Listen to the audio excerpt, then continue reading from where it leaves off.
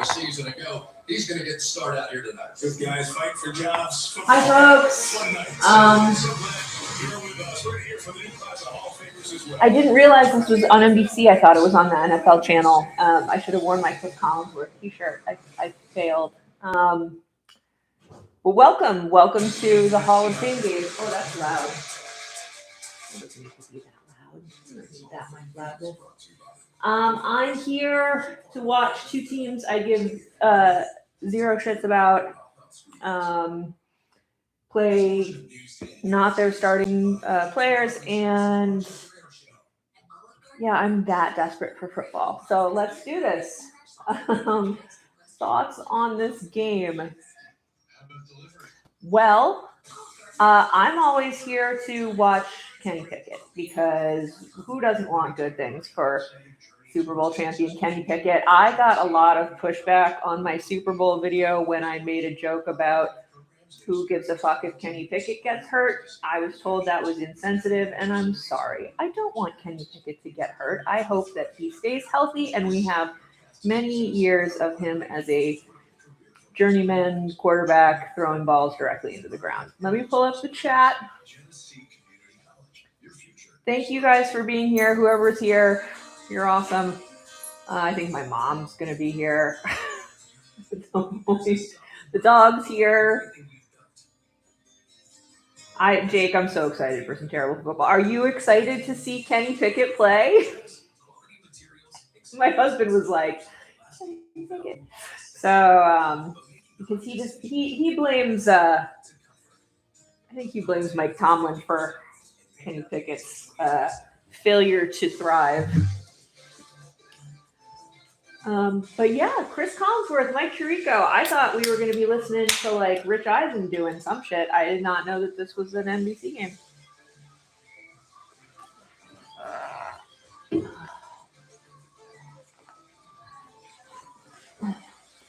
What terrible ad are they trying? I do remember when he was drafted by the Pittsburgh Steelers.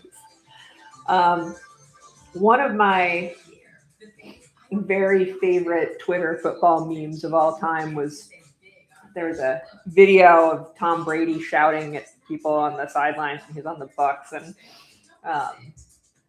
you couldn't hear what he was saying, but somebody captioned it to say something like, "I didn't get divorced from my wife to be losing to fucking Kenny Pickett at the half," which I always just thought was delightful because, you know, really this should have been a Tom Brady podcast.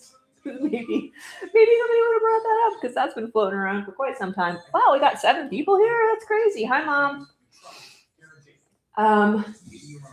You know, I've done a couple of live streams over the summer, but they've all been, well, no, I did. Did I live stream that Jets-Giants game, or did I just watch that by myself like a crazy person? I can't remember. Like most of the games that I have rewatched in this offseason have been ones where the Bills lose, and I know the Bills lose, and you know when I go through and I edit them, I'm like, this is kind of a downer. Like I'm just kind of cranky watching these games. Whereas the Jets and Giants game is just so bad, and I was having so much fun watching bad football. So I'm hopeful that this will also be good football, but sometimes it's just bad football. So we won't know until it happens. So the reason, apparently, I didn't even do the math on this, but the reason that it's the Cardinals and the Panthers is because Larry Fitzgerald and Liz Kuechly are getting put into the Hall of Fame. It all makes sense now. Otherwise, I feel like who wants to see these? Why are these the representation of the Hall of Fame? But apparently they played in the NFC Championship game back in 2015, you know, when the Panthers were good. Who's that? Who's the blonde? Oh, that's Drew Brees' wife? Yeah, that's definitely Drew Brees' wife. That's if somebody said what does Drew Brees' wife look like, I would have pictured exactly that woman. There is definitely a delay. I'm seeing here because I'm following the chat on there. So I will try and do some timestamps early on to set things up. Right now, the game's not going. I thought the game was going to start at 8. That was silly of me. Why did I think that?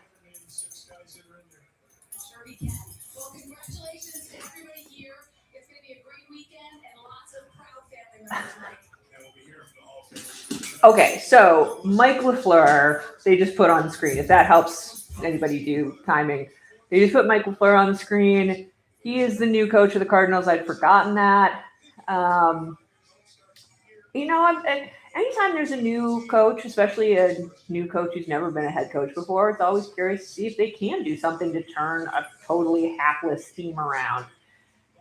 Can Mike LaFleur do that with the Cardinals? I don't know.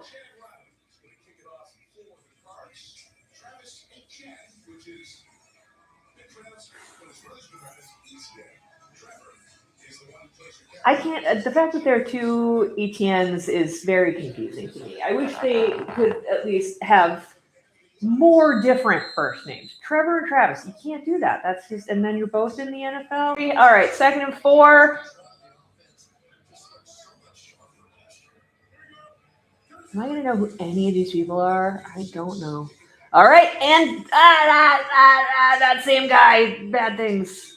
Who's this? They have a tight end named Sanders. All the numbers are going to be different. I'm going to be so confused this whole beginning of the season until my head rejiggered. So, did he lose yards on that? Did they give him any yards on that? Okay, they did. 3rd and 1. Kenny Pickett quarterback sneak?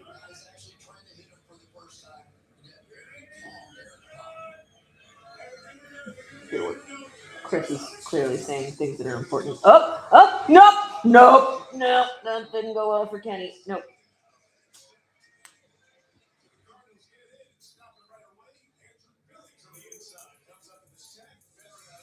Do I know anyone on the Cardinals other than Jeremiah Love and Jacoby Brissett, neither of whom are playing?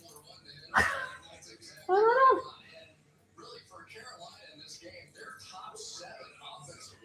Carolina, I feel horrible for Carolina right now because seems to me that Sean McVay is doing some Pokemon situation with all the best players out there and is probably bringing back Aaron Donald.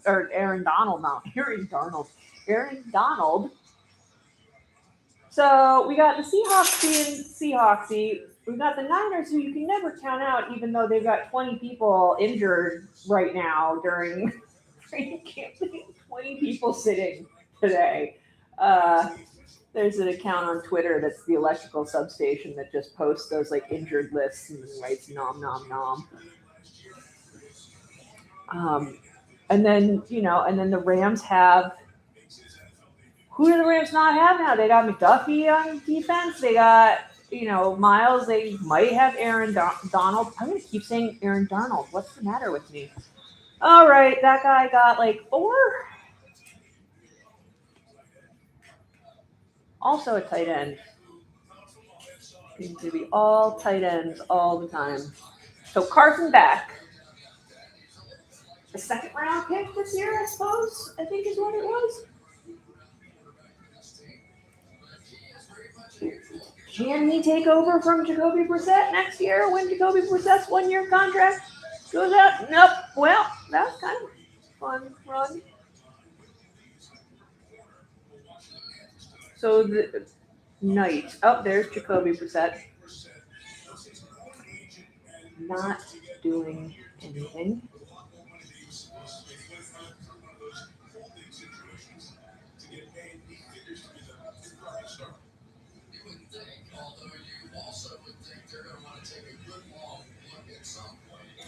Let's see if Carson Beck can throw on 3rd and 3. You gonna let him throw? No, he's gonna run. Is he a running quarterback? He's a diving quarterback.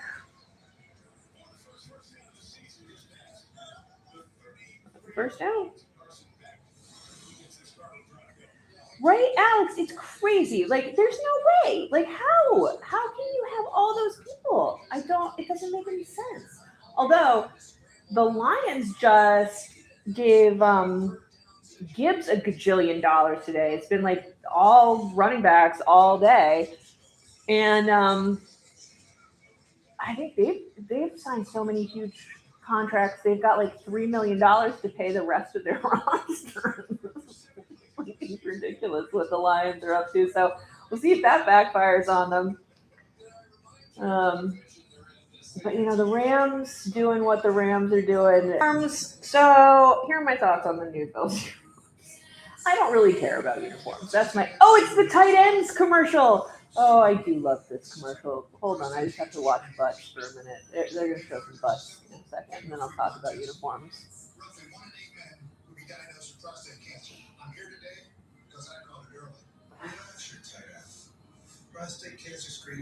Relaxing the tight ends.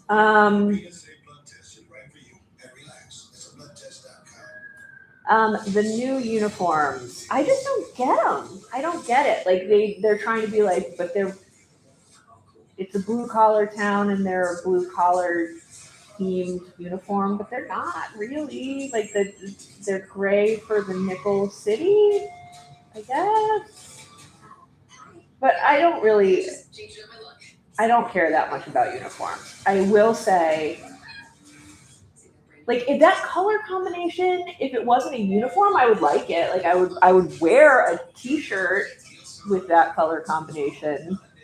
But as a uniform, I don't think it looks great. And the helmets are terrible. The helmets they just look awful. They like come to a weird, the logo comes to a weird point in the back and it's just awful. Like really poorly.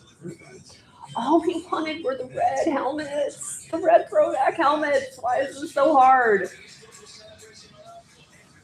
Is sound not working for people? Let me know if sound's not working.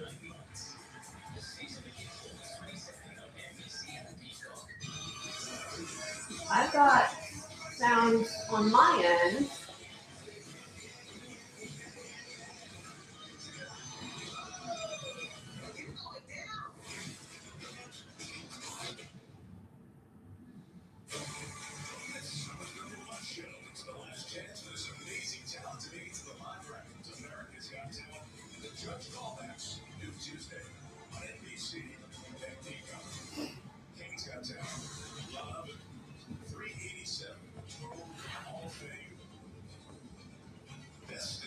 Whoa, that's a lot of busts. If it's too quiet, I can turn it up too. It looks like it.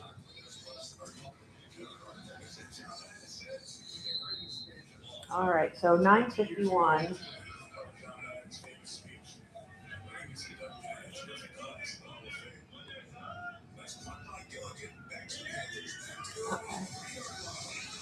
Okay. Oh, safety? Are they whistling that dead before it became a safety?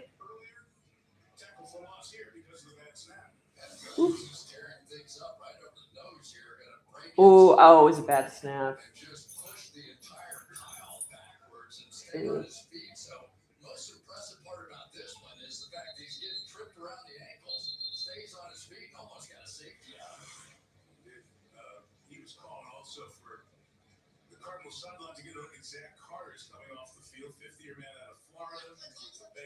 I really don't know any of these people. We played the Cardinals like 2 years ago. I should recognize it.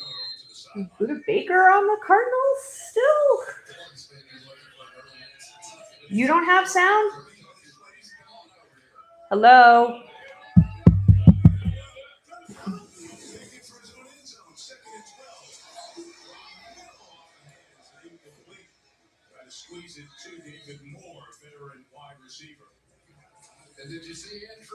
Okay, so some people have sound and some people do not have sound.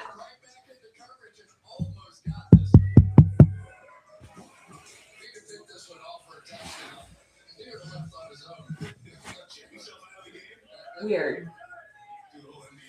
I mean, if some people have sound, then I don't know what to say. Oh, okay. All right. Don't know what that's about. Okay, hopefully it's good now.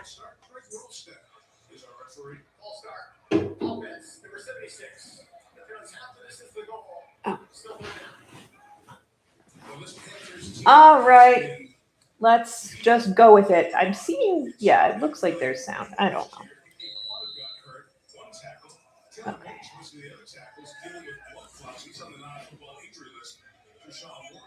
It looks like the sound is at least going out from my end, and then you guys can deal with it from there. Okay, 3rd and 12, way into the end zone. Throwing it to no one. Oh, Kenny. Oh, and a flag? Oh. Bryce Young's like, yay. That was terrible, but we get to move. Yeah, that's okay. That's no. Yeah, that's pass interference. Oh, Sam Martin's the punter. I know him. We found someone I know. Yeah, the Joe Brady era. You know, I was just saying, so it's LaFleur being the coach here, he's the head coach for the first time, he's been offensive coordinator before.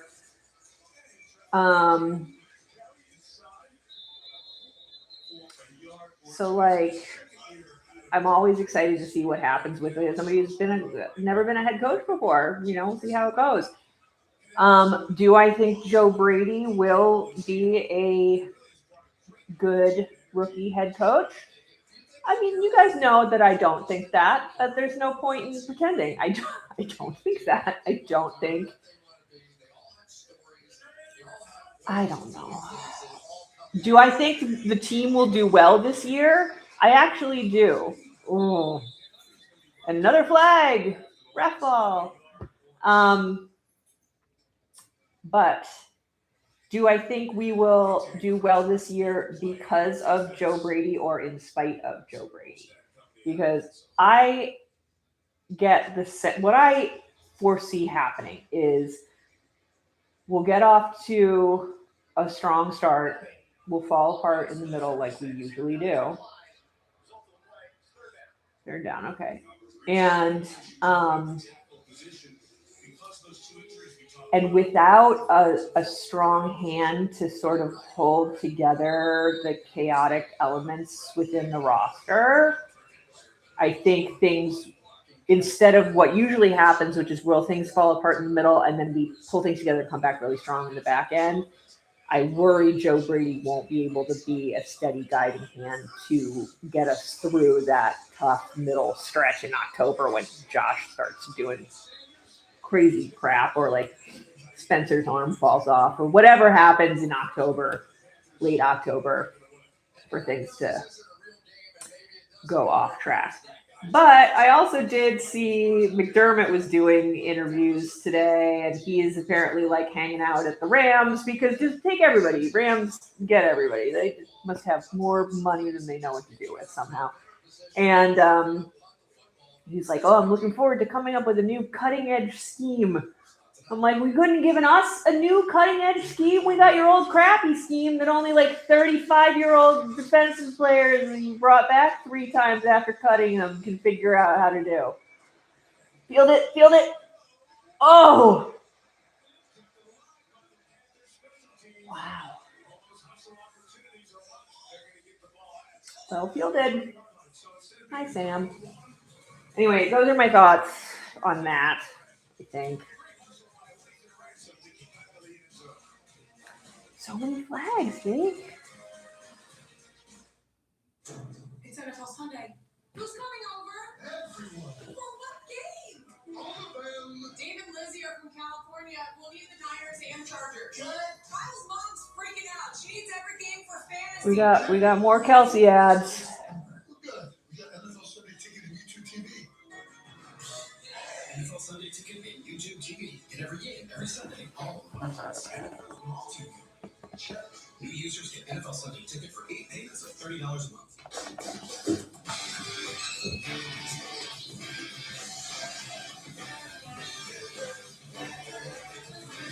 So I'm going to training camp tomorrow morning. Looking forward to that. Everything I've seen coming out of training camp has been really reassuring. I have good feelings about our current roster. I think we made some good decisions this year. I think we made some good draft picks this year. We're a little thin at linebacker still. One place I'm a little like, DJ Moore's doing great. CJ Gardner Johnson's a crazy person, but he didn't tear his Achilles, so game on. We've got some rookies on the defense that are just like I'm very excited about. And then we've still got White Steve. So we've got White Steve on our practice squad. You know, the sky's the limit.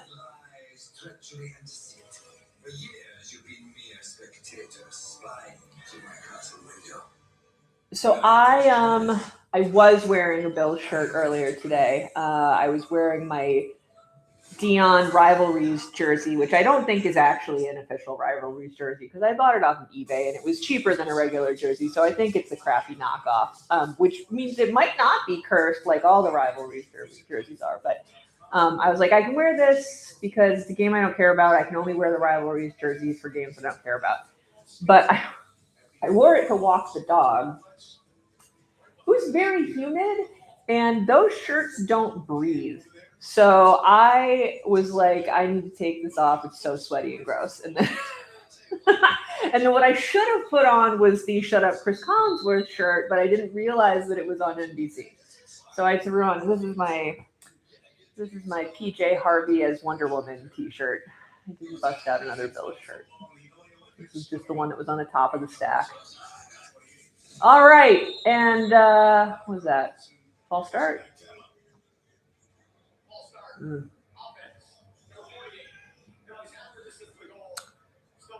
What team is Jawan Taylor on now? Did he go to the Cardinals?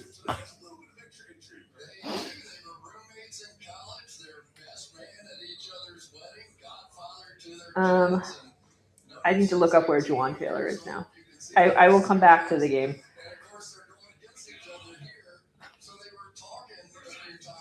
Falcons. I knew it was something with a red uniform. Okay. That's a couple yards.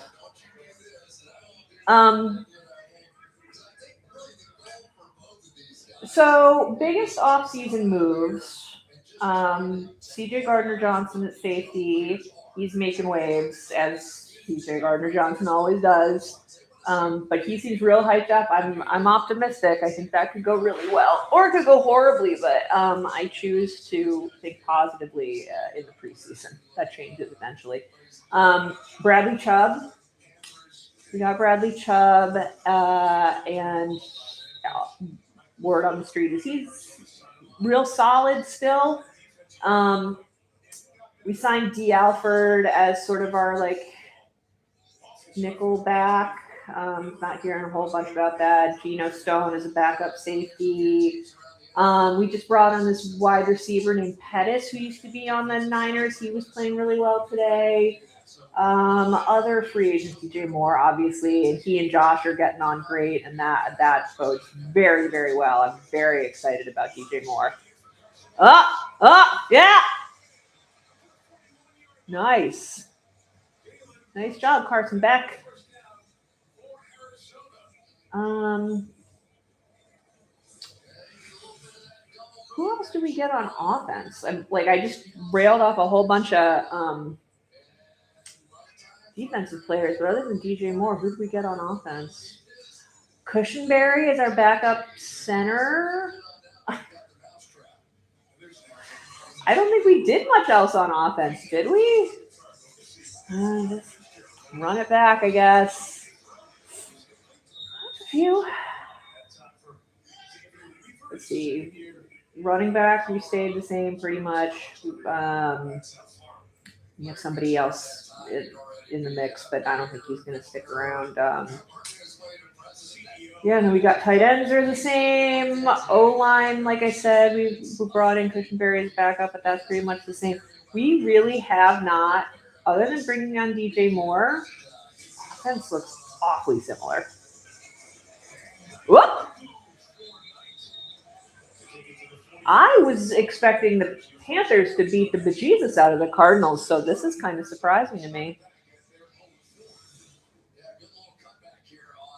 What's a GOAT trophy, Chris? Explain to me. I don't know what that is. Oh my God, the Ayuk Diggs thing is so funny to me, Alex. I swear to God.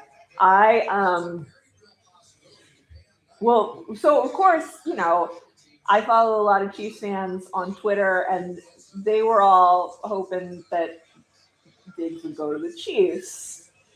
Which, careful what you wish for, but like I get it. But Ayuk, like, look, somebody made a joke a long time ago, a couple of seasons ago, about Jameis, where he was like, he was in New Orleans for the Super Bowl, and he was like dancing in the street with people and eating a beignet. And his comment I saw said, "Jameis has the fun CTE."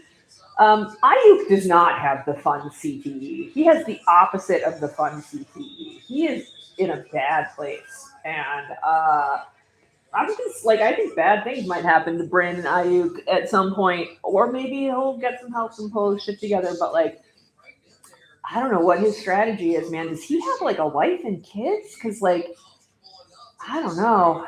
Like, if you just don't want to play football anymore, fine. But none of the things that you're doing are going to get you where you want to go, especially if what you want to do is go play with your buddy in Washington, and you manage to, like you said, Instagram your way out of your friendship with Jaden Daniels. Like, maybe don't fuck with the franchise quarterback at the franchise you want to go to. But Jaden Daniels and Diggs could be interesting. That's where I want Steph. That's exactly where I want Steph. I want Steph on the Commanders. I don't want to have to think about him. You can do Steph things over there. And then maybe the storyline this year will be we make it to the Super Bowl, and so do the Commanders, and we get to see Steph Diggs finally play decently in a Super Bowl, which we have not seen yet. He disappeared last year, as he does. Rewatching that Chiefs game that I went to, where Diggs had the miss, it's crazy how poorly he played that whole game, just so badly. And now I kind of want to go back and watch the Steelers game to see. I can't remember if he played badly in that one too, but like, he didn't play well in the AFC Championship game with the Patriots, and he didn't play well in the Super Bowl. It's like, why can he not do anything? I don't know. But maybe he will for the Commanders. Maybe that's where the magic will happen. Diggs made it pretty far down the field while I've been rambling about Brandon Ayuk and stuff on Diggs. I am sort of paying attention to this game, maybe a little.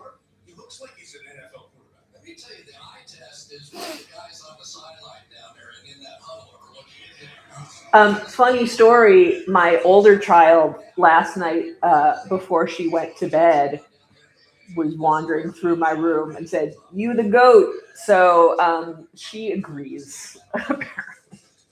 I'm saying, if you can get your 17-year-old kid to think you're the greatest of all time, that's a pretty high compliment.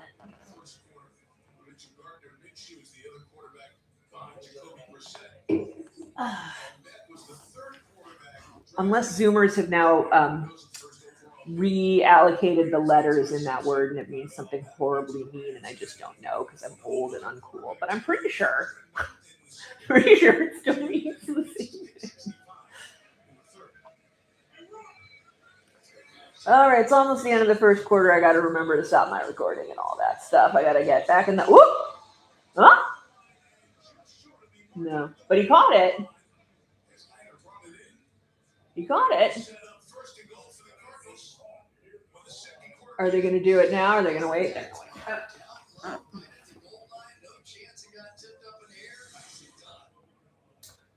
Hold on 1 second. Protect your receiver, not let him take that massive hit. All right, so we'll go to the other end of the field after one quarter. No score. Glad to have you with us to start the season. Hall of Fame. You're watching the NFL Hall of Fame game. Presented by the Cardinals.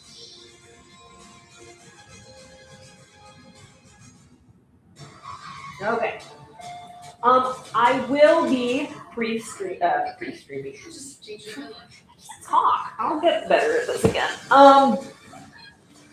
I will be streaming preseason games, so I think I'm going to be able to stream all of them. Let me look at my calendar because I wrote them all down. Next Saturday, not this coming Saturday, next Saturday, the 15th, I will be doing doubleheader. It will be Buffalo versus the Panthers and Chiefs and Rams. I will be doing both of those. The next weekend, I will be doing Bills Browns early in the day. Oh, I may not be able to do Bills Browns because I'm supposed to take my kid to an amusement park. So if I can get my husband to take the kid to the amusement park, we'll see. I may not be able to live stream that. We'll see. But I will be doing Chiefs Bucks in the evening. And then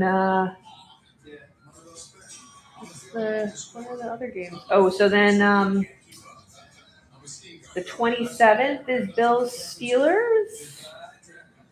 And the 28th is Seahawks Chiefs. I will be streaming both of those. And then I believe my plan is to stream the what is it? Isn't there a season opener with the Seahawks or something? Is it like a rematch of? Why am I not seeing anything? I'm supposed to have all these in my calendar. Somewhere along the line, I am doing a live stream of the season opener. The 9th, Wednesday the 9th is Patriots and Seahawks. Yeah. So it's about to get good, you guys. We're gonna do all this again. It's gonna be fantastic.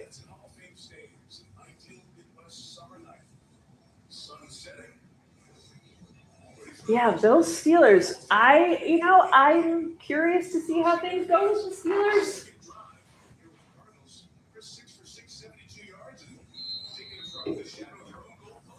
I don't know what they're I don't know how it's gonna go. This Mike McCarthy, Aaron Rodgers reunion. All right, can he get it? Yeah, he pushed him. Okay, they got it. That's the score. We are in the second quarter. Score.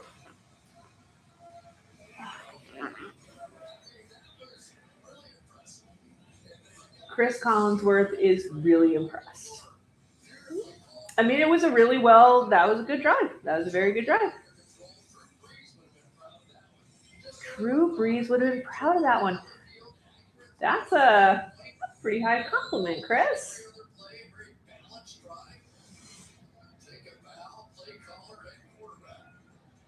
Yeah, I agree with Chris Collinsworth. I hate when that happens, but I do. That was well done. Now, I don't know who. Wow, that guy came around the side. I have no idea who any of these people are, though. Like, who do the Panthers have out on the field right now?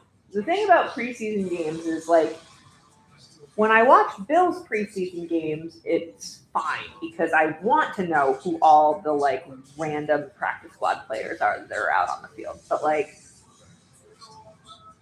what am I supposed to do with all these guys on, like, the Cardinals who are not going to be on the team at any point this season? So I don't know, like, it's like a full team of NPCs. It's a very dehumanizing way to talk about actual human beings. I'm sorry. But, like, who are these guys? He is one of the greatest passers in NFL history and now a Hall of Famer. Can you put into words what it means to join this prestigious group? Well, I don't know if it's okay yet. Each and every interaction I have with current Hall of Famers, First QB inducted into the Pro Hall of Fame since Peyton Manning. No, I mean, I don't know who else it would be, and then, like, maybe Eli Manning, but I really don't know if they're ever going to put Eli Manning in the Hall of Fame. I don't. I kind of don't think they should. How old is Drew Brees? I need to look this up. He's older than I am, right? Maybe. Yes. Barely, but yes. I am younger than Hall of Fame players still. I always felt like I had something to prove. And I felt like I was a representation of him every time I stepped foot in the building, in the locker room, on the practice field, on the game field. I don't think I ever watched much of Drew Brees. The Saints were always just a team that like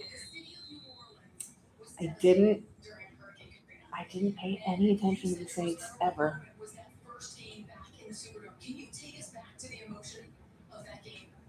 All right.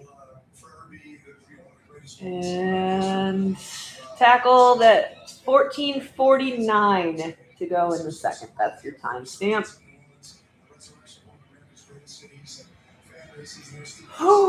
Ooh.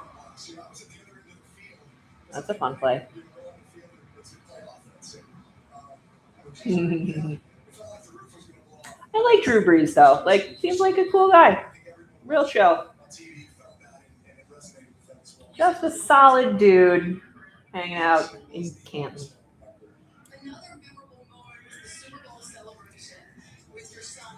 Yeah, I mean that's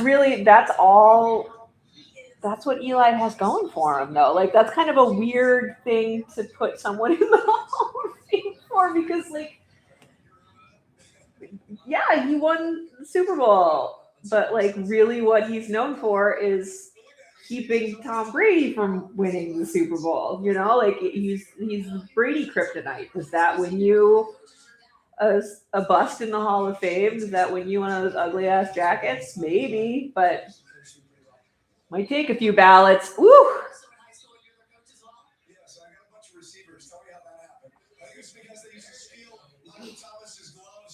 Is his kid clavicular? What on earth? What do you think of all this and this moment? How proud you are of your dad? I think it's an amazing experience seeing his back half of his career. It's just a great time seeing him and seeing what all that he's accomplished and getting the recognition. It's awesome. And now you've joined us on the broadcasting set. So I'm going to have you throw. All right, 13:41, and Kenny's gonna throw. Oh, that was well done. All right. Whoop.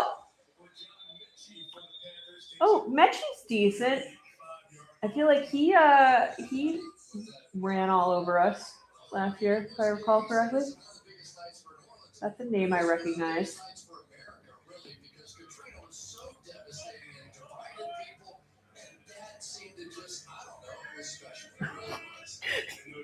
His wing. Pretty much. But he got there. Whoa, that didn't go well, but there's a few.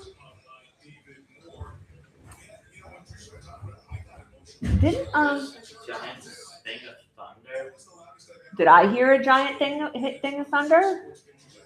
I did not hear anything of thunder. I heard like a rumble. That's a car. That's not thunder. That's a mower or some sort of heavy equipment outside. It was not thunder. All right, 2nd and 6. Come watch football with me. It's teams we don't care about. It'll be fun. Ooh, that was good coverage. They're not calling it PI, then I'm saying it's good coverage. But you can watch this with me and everybody who watches the thing.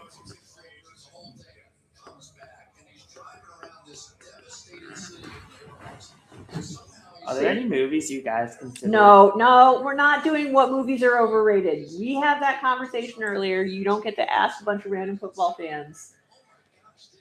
By the way, my answer to his question about what movies are overrated, the most overrated movie I said is The Departed. So feel free to argue about that if you want to. But that's the most movie conversation we're going to have. Okay, first down.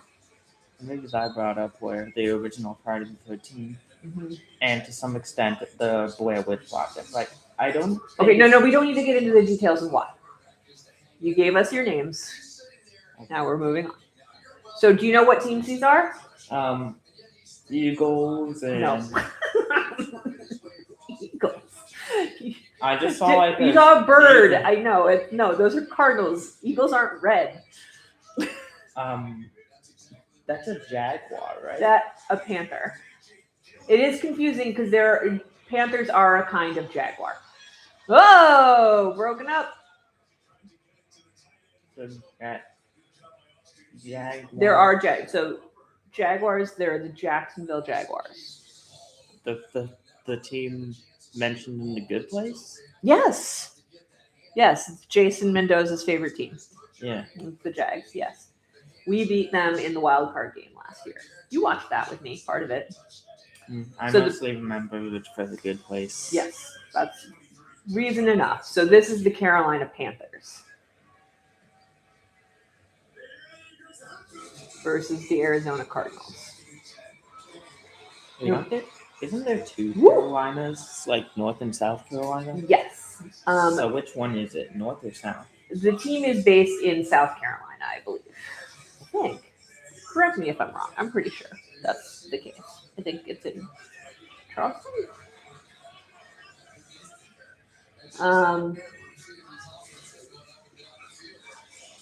Whoa, pushing. Didn't quite get there.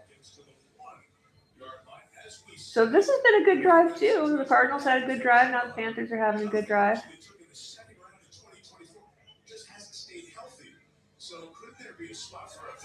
Alright. So the Cardinals are in the NFC West. I'm kind of thinking it's Cardi B. Whoa! Wow! He almost hurt himself. Nobody stopped him. He was expecting more resistance than that. Watch. I hope they do a replay of it. He went flying through there. I don't know why, but mine. Watch. There was just such a big hole. He just goes flying through. Let's watch. Whoa! Ah! Mine's kind of confusing Cardinals with Cardigan. By Taylor. We don't. Yeah, no. There is a Taylor Swift song called Cardigan. There are no Arizona cardigans though because it is hot there. I don't know why I'm thinking of Cardigan. Because you've been thinking of songs. You've been also in a music headspace. And also I've been watching that best of Taylor music videos thing. Yeah. What? And also the video that guy made of him ranking every Taylor song. Okay. And also him ranking every Ariana song. Okay, we're not going to talk about those. Alright. I think I'm gonna head You're gonna out. go? Okay. Well, thank you for your cameo appearance on the live stream. Okay. Hi, Lana. Hello, baby. I'm pet the dog real You quick. can pet the dog real quick. Okay, that's not very good. Hi, Lana.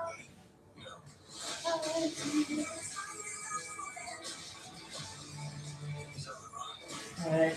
Bye. He has not seen the new Spider-Man yet. I saw the new Spider-Man. He has not gone to see it. He looks like the guy from Imagine Dragons. He does kind of look like the guy from. He's like a really buff guy from Imagine Dragons. Also, mid-band, honestly. Yes, agreed. Bye. All right, bye. Godfather. I tried to show the kids the Godfather, and they both fell asleep. So I did my best. I was like, I swear to God, this is gonna get good soon. There's gonna be a horse's head, and then they fell asleep before the horse's head, and they just couldn't get to it. So they would probably agree that the Godfather is overrated, right, honey? Yeah. But yeah, new Spider-Man was good. Just changed up my luck. Wasn't my absolute favorite Marvel movie, but it was a more than serviceable Marvel movie compared to a lot of recent Marvel movies.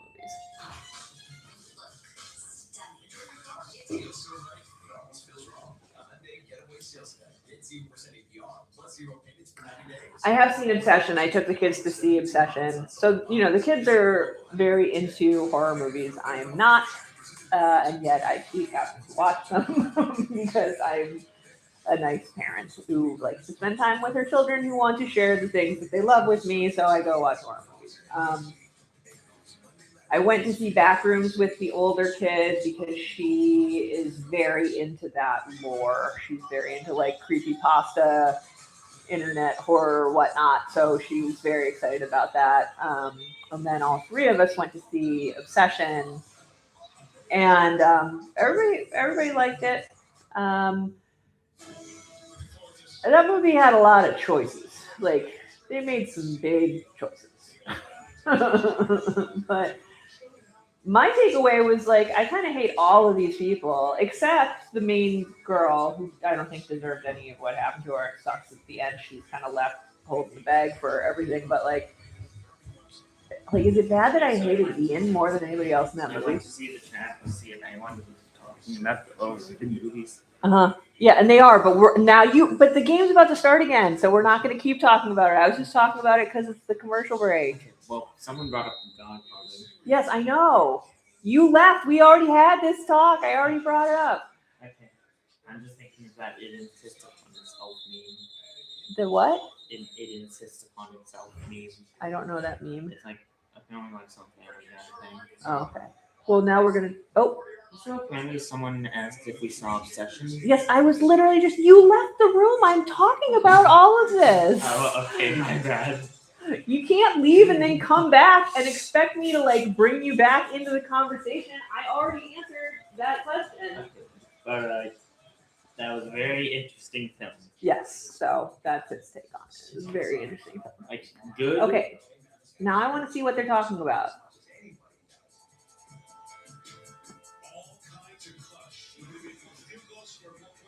Huh.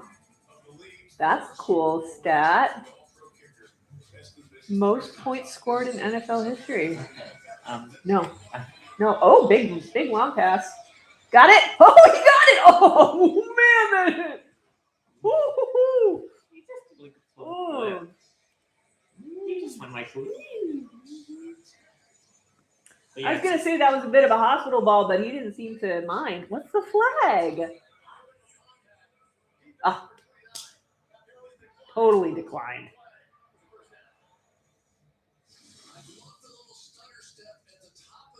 Let's watch this route.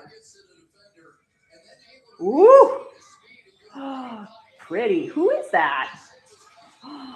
That hit is nasty, though. That's a head first hit. That should have been an illegal hit. Was that what the penalty was? Is that illegal contact? That's not what illegal contact is. That's a fucking roughing penalty is what that should have been, but get the shit. What? I thought that guy. I thought I saw that full flip. No, he just made some. The guy looks like the Imagine Dragons guy, but without a beard. Yeah. The Obsession. No, we're not. Really No. Only during the commercials. Oh, and he says no spoilers because he hasn't seen it. Spoil it. No, I didn't. I can't spoil things. Okay, let's see. Second 4. This game actually got decent. That's a good throwaway. I will say that. Carson Beck did a good throwaway. That's my new backup hard drive. I got an actual hard drive instead of a solid state drive because all the solid state drive I've been getting are obnoxious. So I decided to get this one because this has been around for a million years, this lacy, rugged drive. We used to sell that at the Apple Store when I worked there 15 years ago. It's very reliable. 15 years ago? 20 years ago. Good Lord. How old am I? It's a hard drive. It's a 4 terabyte hard drive. But it looks like it has like an OtterBox on it, right? Oh, what? An OtterBox, the really like heavy duty case. The like thing on the iPad? Yeah. Okay, who's this? First South Dakotan in the Hall of Fame. Oh, that's the kicker. Okay.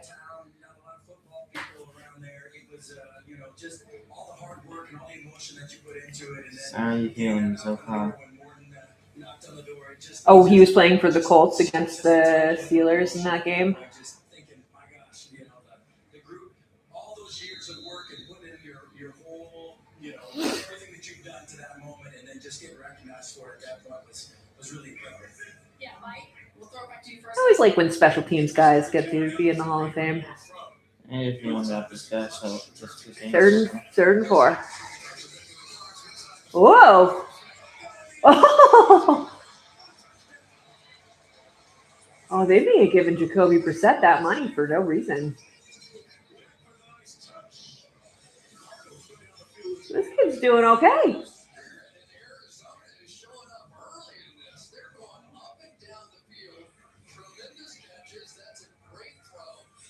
Huh. I mean, if this was any division other than the NFC West, I would be like, they might have a chance, but they don't because it's the NFC West. But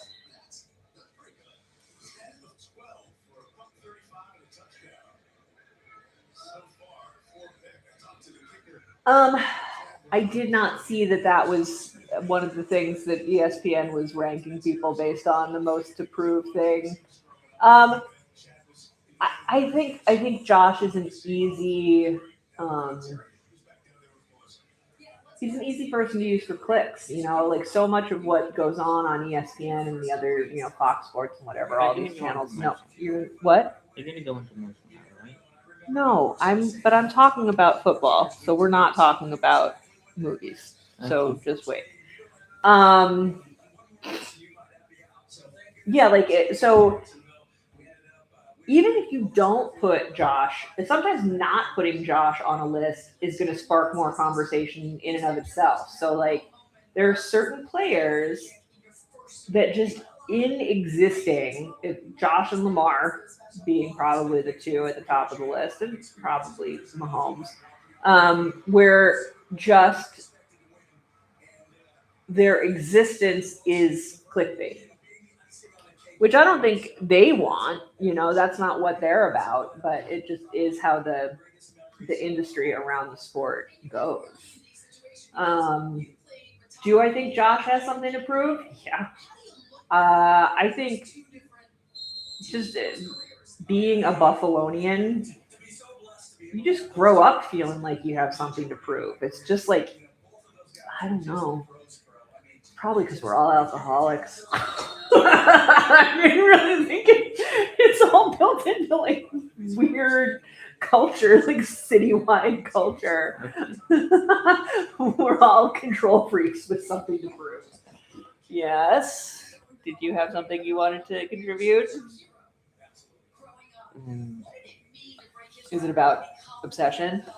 Are you just waiting for your moment to talk about obsession? I'd say it's a good film, really good film.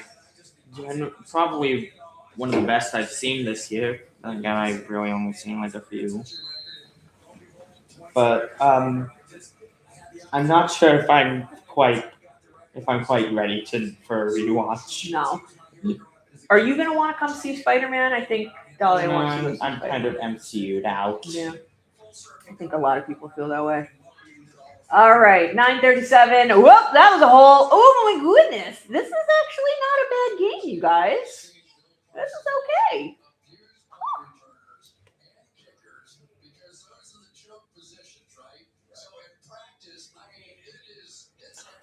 Also, what did I say about your quarterback reason? If I said something about Jalen recently, I don't think I have. I mean, so I know you're probably, that wasn't recent though. That was a year and a half ago that I said the thing that people take offense to with regards to Jalen, which wasn't really saying anything bad about Jalen. What thing? So when the Chiefs and the Eagles were in the Super Bowl, I made a comment at the beginning that I figured the game plan was going to be that the Chiefs were going to sell out to stop Saquon Barkley, who's the running back, which they did. And I said, nobody's thinking about Jalen Hurts in what seemed like sort of a derogatory manner. But my point was that I did not think the Chiefs gave a shit about Jalen Hurts, and they weren't thinking about Jalen Hurts. And it bit them in the butt, and Jalen Hurts balled out and won MVP.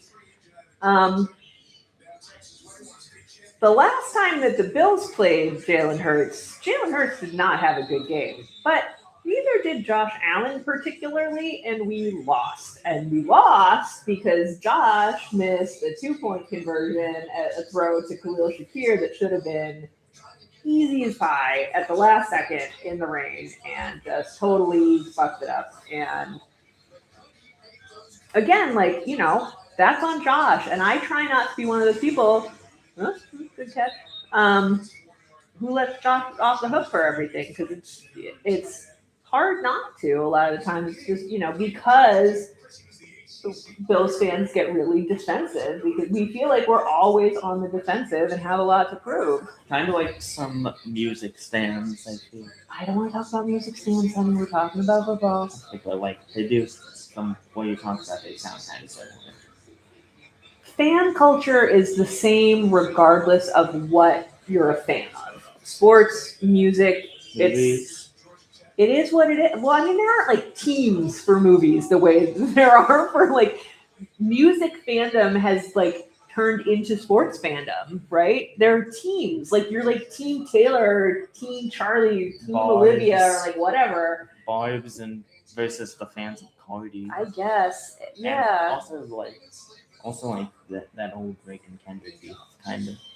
Well, rap beefs are kind of different. I feel like rap beefs are different than like, I don't know. It seems almost also like right when Taylor Swift started dating like the most famous, such a huge famous football player, all of a sudden it turned into like sports metaphors in like pop music. It's very odd. Anyway, whoop, that's a good catch. Also, K-pop fans. I don't want to. I don't know enough about K-pop stuff to be able to say anything about K-pop. I don't really engage in the fandom. I just listen to what I like and just chill. As you should. Fun fact: I have not listened to a single. What did I BTS say song. about? I said something about Jalen Hurts in a video I uploaded 5 days ago. What did I say? I don't even remember. Did I say he's devastatingly handsome? Because that's true. What does he look like? Jalen Hurts. He looks like Shamar Moore, but that's not going to do you any good because you don't know who Shamar Moore is either. You have a phone. You pull up. I mean, I don't have it right now. Okay. I know, but I'm using mine for the chat. Okay. What did I say? Ooh, team physical media versus team digital media. That's a good one.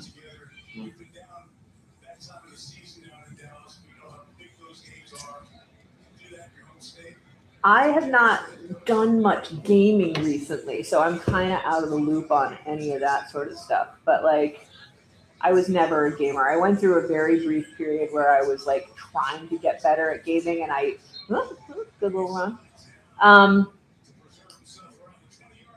Third down, 3rd and 2, something like that.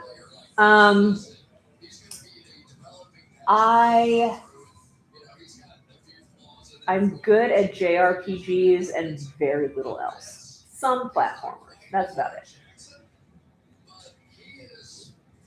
But don't try and get me to play any shooting games. It goes very poorly. Okay, now that we have done all of this and I have not been paying attention to the football game, now I'm going to pay attention to the football game. 3rd and 2, throwing, catching, good. Okay. I don't know who Franks is. I don't know who these people are. No, I feel like You're just grumbling now.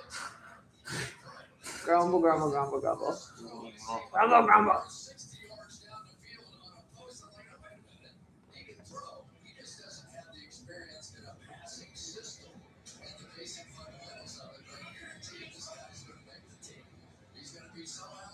So this isn't Kenny anymore? They've got some other guy out there? I need to pay. Is this still Kenny, or did they bring out some other backup? What are they talking about? Who's Chris talking about? Woo! also how did they get the shot getting on these people's faces? Oh, they have a million cameras there. King. Who's King? They've already pulled Kenny? I'm very disappointed. How many drives has this guy been in for? Did they just... Okay, I clearly need to pay closer attention because I thought Kenny was still out there. Did he only play the first quarter? Maybe.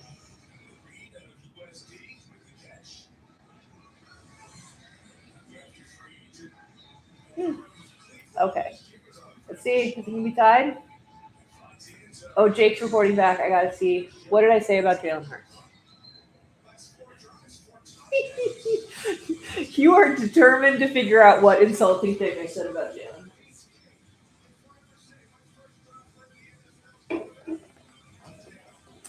It's possible. Sometimes I just say stuff. I don't know. I'm not really sure if I'm like that much into any particular like music artists. Okay. Like I think the one I'm most into is maybe the Monsters, like Lady Gaga. Yeah, I would say probably. You need to throw those socks away. They're beige. They should not be that color. Please go throw those in the trash.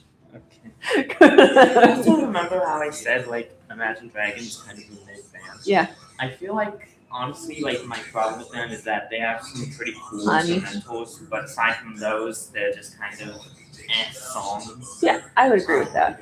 Alright, I'll do with that. Okay, thank you.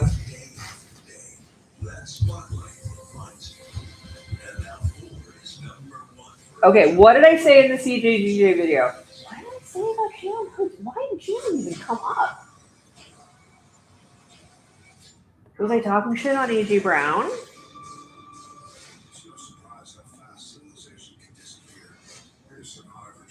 That sounds plausible.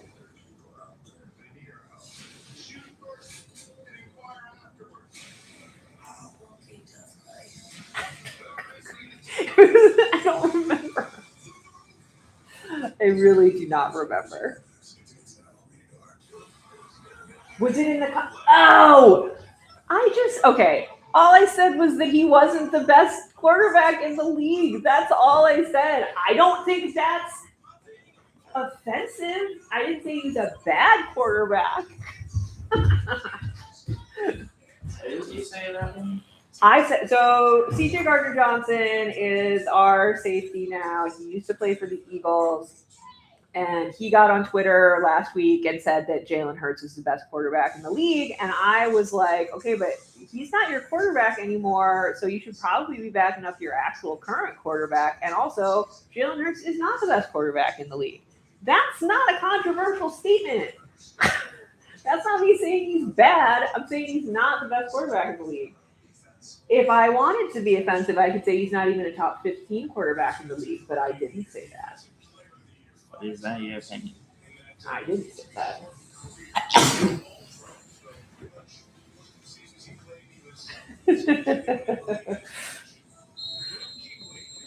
I would have to make a list. I don't know. I think he's definitely a top 15 quarterback. He's easily a top 15 quarterback. Is he top 10?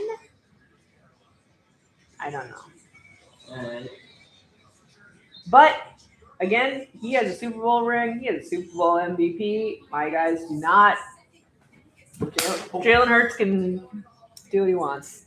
He's outstripping us. Please plug that back in. Thank you. All right. Real quick. Oh. All right. What? Yeah, of course she smells. She always smells. She's a pit bull. She smells like Fritos. It's just like in their DNA.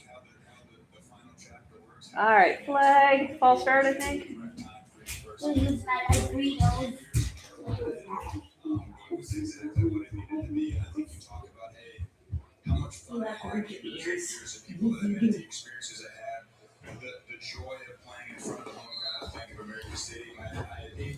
Top 12. It was MySpace. I thought MySpace was it top 12? I'm just kind of thinking of Candy Pickett. No, honey, I'm not talking about that right now. Whoop. Oh, that's just a miscommunication. I don't know why I'm thinking of Candy Pickett. Miley Cyrus can't be tamed? Yeah. Where she's dressed up like a bird? Is it because of the Cardinals? Is that why you're thinking of it? No, I think because you mentioned it in DNA, and there's like a brief line in that song about something being said in the DNA. Oh, okay. I don't know the lyrics to it, so I couldn't tell you. I don't know why. I do like that song. I just always think of that like weird performance she did of it. Anyway, oh, second 15. Oh, bye. They brought up Luke Kuechly's like high school footage. That's cute. That's adorable. Top 12. Let's see, top 12. Well, Josh. I mean, it's lazy to be like Josh, Mahomes, Stafford, Burrow, Lamar, but like, there you go.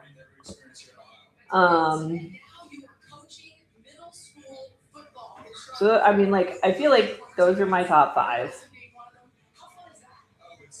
Whew. That was a nice breakup. And a flag. Is that going to be... What's that flag?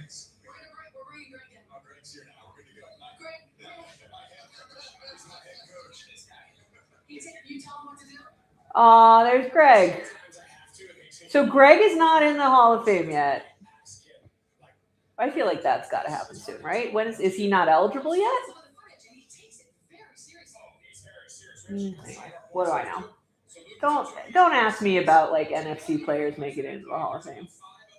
Those are his kids. Look at those kids. Those are strapping young men.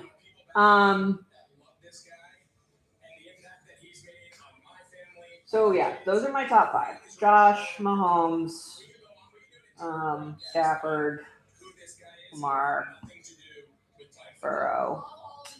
Then things start getting kind of like, I still don't buy into Drake May as a top 10 quarterback necessarily.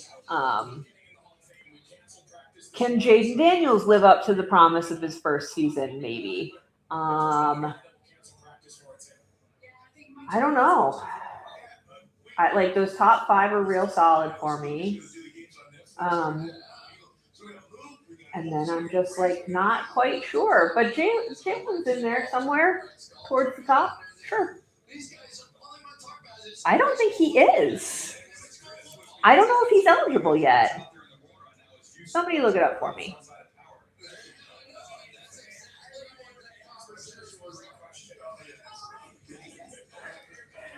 So you're one of those like NFC loyalty. Oh, he dropped it! Where did it go? Who got it? Anybody? Was he down? Maybe he was down.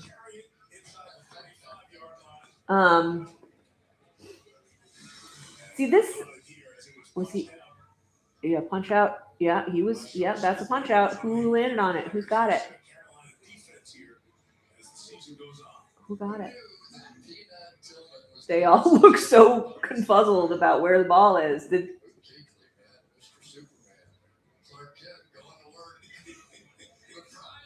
So the Cardinals come back up with it? That's so cute.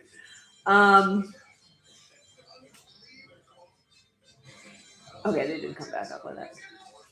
Woo.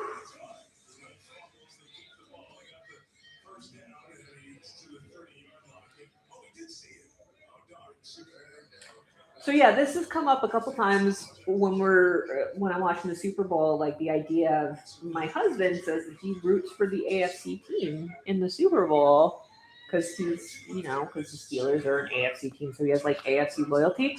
I'm 100% the opposite. I hate all the AFC teams. So like, yeah, no, I like never like what AFC team would I root for?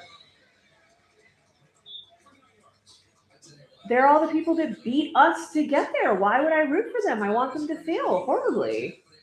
I would root for the Steelers in the Super Bowl. But that's like it. And I didn't root for them the last time they were in the Super Bowl because I was not a fan of their quarterback and they were playing the Packers, and I lived in Wisconsin at the time, and all my friends were Packers fans, so I was kind of rooting for the Packers. I wasn't like aggressively rooting against the Steelers, but I was perfectly happy for the Steelers to not win that year. 1st and 10. There's some decent play happening out there. This is not a deathly dull game, at least.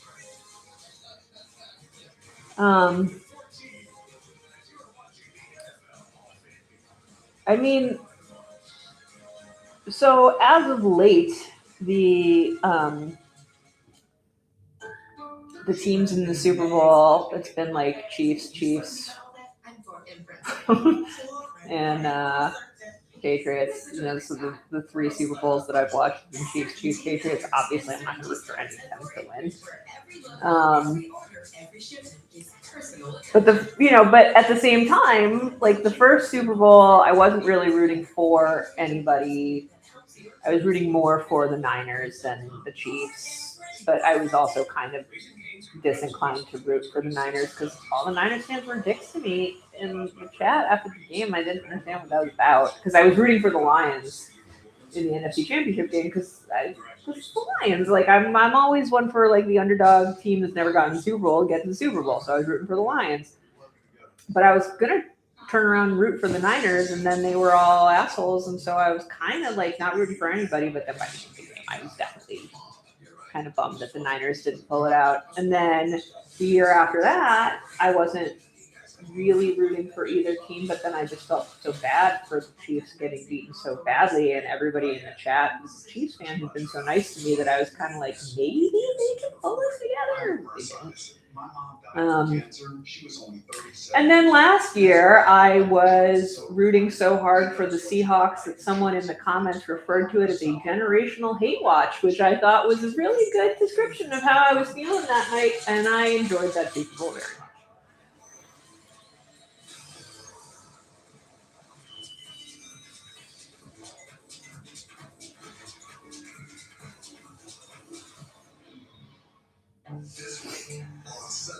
Yeah, I have no conference loyalty whatsoever.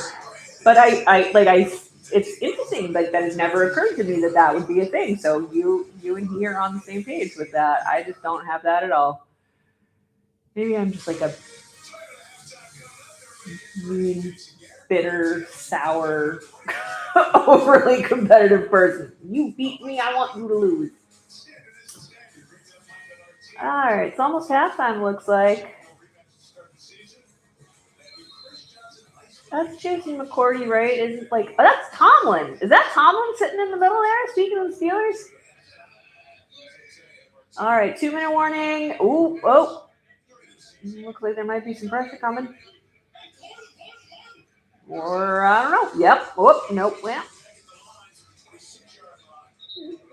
Phew.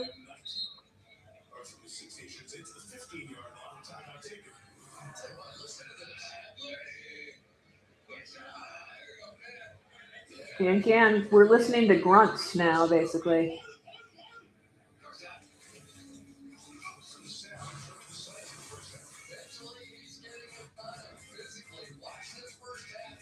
I would say that this gentleman, Carson Beck, has what some would refer to as bedroom eyes. I feel like that's what it was called when there were like movie stars with faces like that in the 1920s.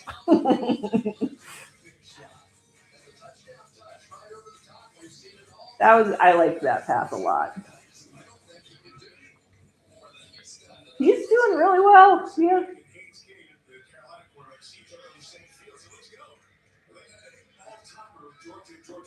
155. Oh, he got away from that. Oh, not all the way away from it, though.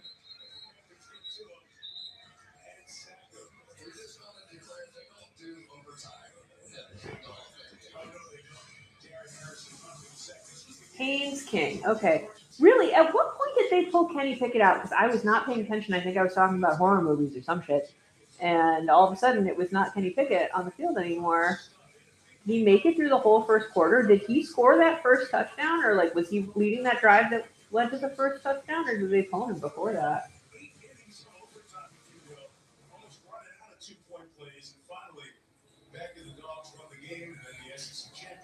Yeah, Carson Beck's doing decently. Let's see. Oh, is it fourth down? Are they?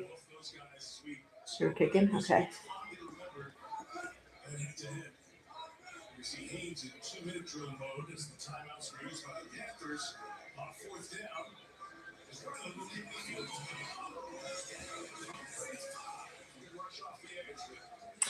All right, Arizona 17, Carolina 14. At least one more drive to go.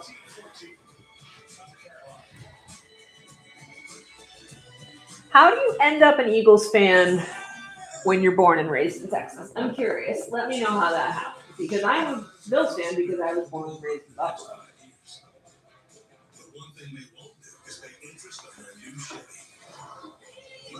So, like, people who are fans of non-local teams are a curiosity to me because, yeah. I mean, I guess if you live in a place that doesn't have a football team, you pick the football team. But, like, there are a lot of Texan teams you could have picked from, including the Texans. Although, if you're anywhere close to my age, the Texans weren't a team when you were coming up. But because the Eagles are the best. I mean, that's fair. That's a good enough reason as any. I mean, it makes more sense than people who are Cardinals fans. The Eagles have proven on multiple occasions to be one of the best. And they are still the only team that Josh Allen has not beaten.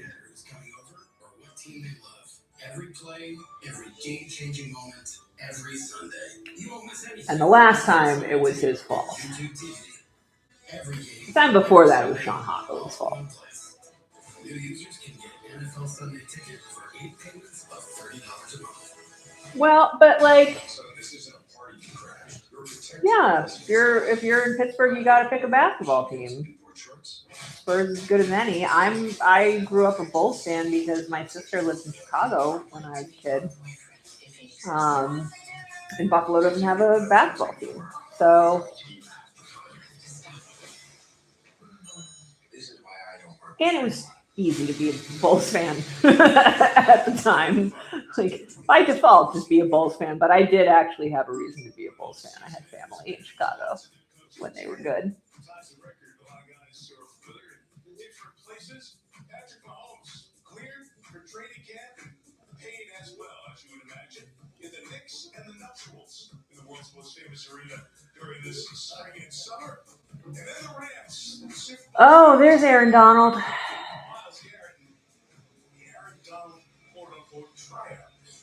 Or Donald, whatever I'm going to call him. If he comes back, I'm just going to start calling him Aaron Darnold.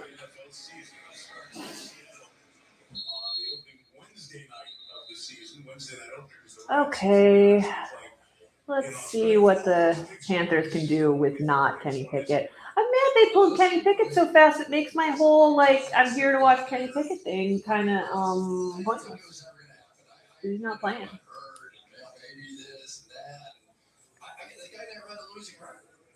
Oh, yeah.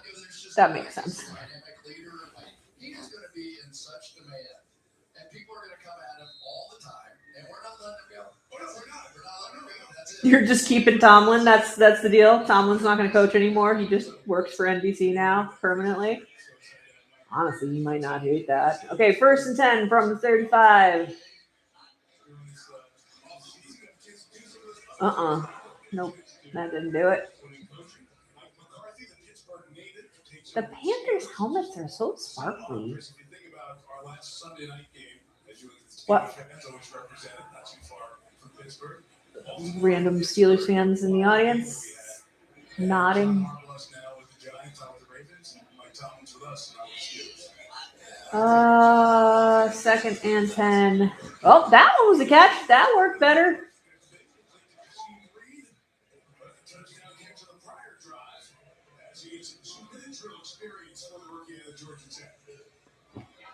Odd gesture. It's like Trump dancing.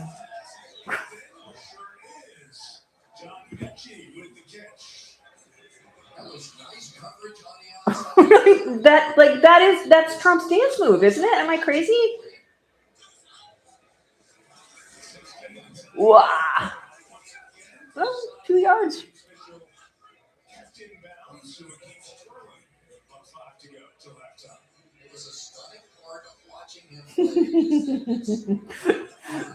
God spoke to you through Eagles uniforms. It all makes sense.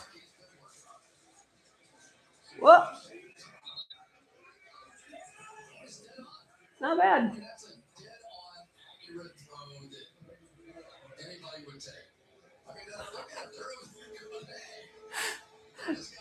Yeah, they're pretty impressed. I like Chris Collinsworth's having fun. I feel like Chris Collinsworth thinks he's like towards the end of his career and he's having more fun now than he used to. I don't know. Oh, Chris Collinsworth thinks he's going to run? Almost. Oh, there we go. There we go. Oh. Nice.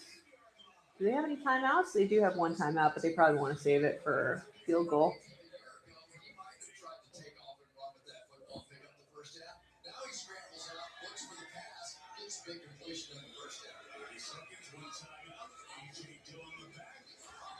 Whoa! Oh no! Bad pass. Well, you gotta find yourself cheering a little bit for John Metcalf. I did because I said God told you through uniforms. So yes, I read that paragraph. SEC championship game there. Came back with Keenan was out in 2022. Got a chance to see him down the field before the game. He just pumped. He is just pumped.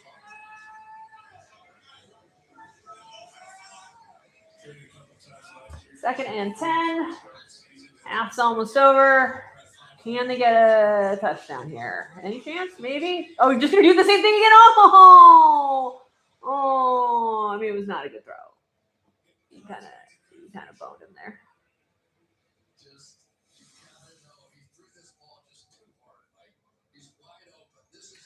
Oh, Al Michaels has not been doing a good job.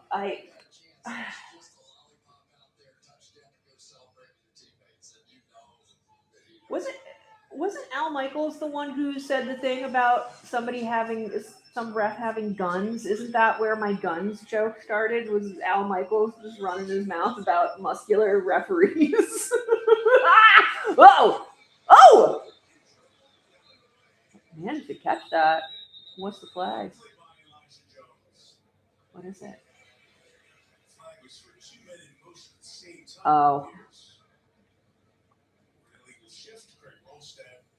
Legal shift, doesn't say? That makes sense. Kind of disorganized. 12 seconds left to the half. Yeah, so it's Al Michaels and Kirk Herbstreit, and I don't like either of them in that role. Fourth down. All right, kick a field goal.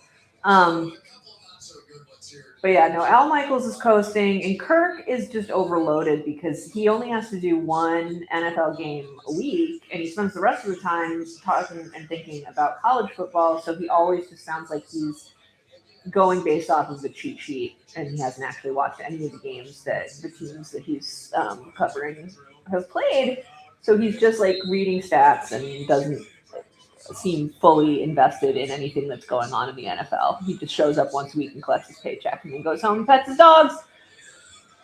Cute dogs. Yeah, okay. There we go. And it's tied at the end of the half.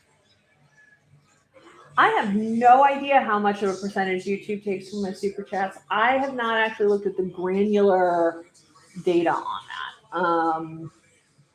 I find YouTube's financial decisions completely inscrutable. I don't know, like, I make more per view now than I used to, but I don't know why or whether that will continue, or I don't know why any of it works the way that it works.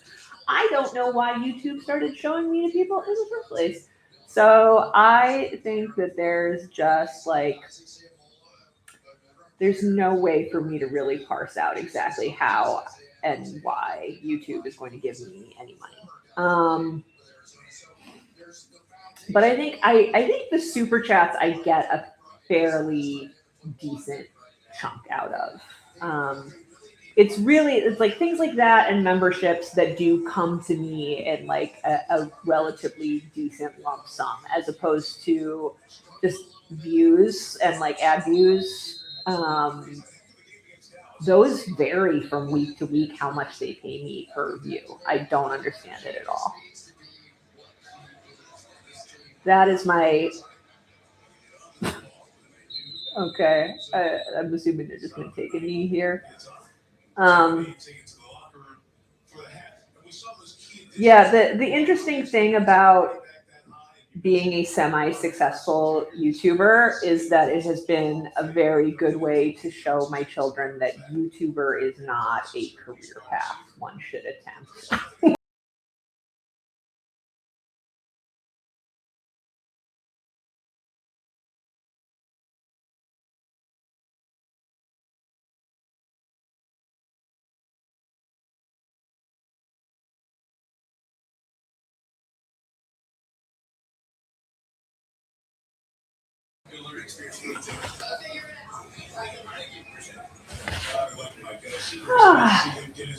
We're back on the 20.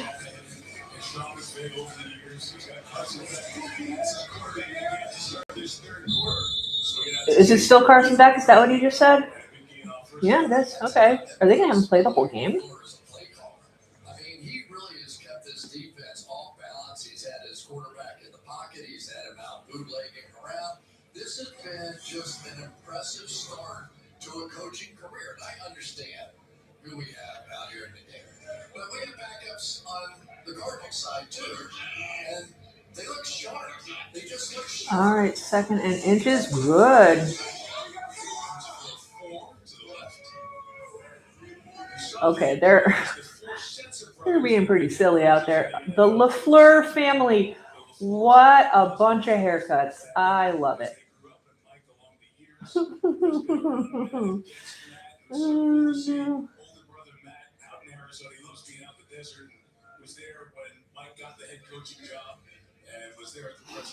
love the chat.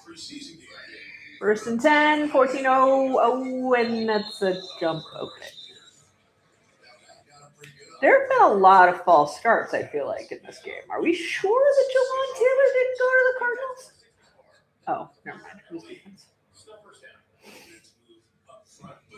Just think about that for a second, Chris. I mean, anybody who's got a sibling out there, there are not a lot of head coaches in the history of the National Football League. As far as soccer goes, there were no games in Rochester, but I have a friend in New York who went to quite a few games, had a grand old time.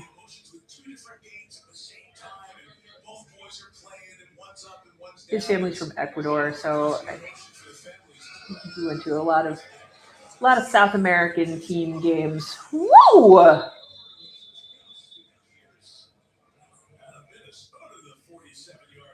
But you can also tell how close those brothers were because Matt was heckling him, giving him a hard time. Make sure you I'm not a soccer person. My dad is an amazing soccer player, but we never watched like professional soccer. He just liked to play soccer. He only quit a couple of years ago. He's 84 this year, my dad? Yeah. Just could not stop playing soccer. I was always terrible at it. Offense, 37. Penalty, still 1st down. In the backfield there. I will do another timestamp if people are trying to actually keep up with me.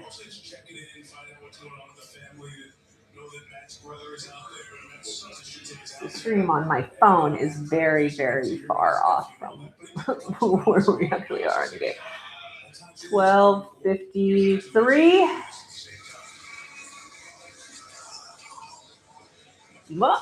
Well, that's a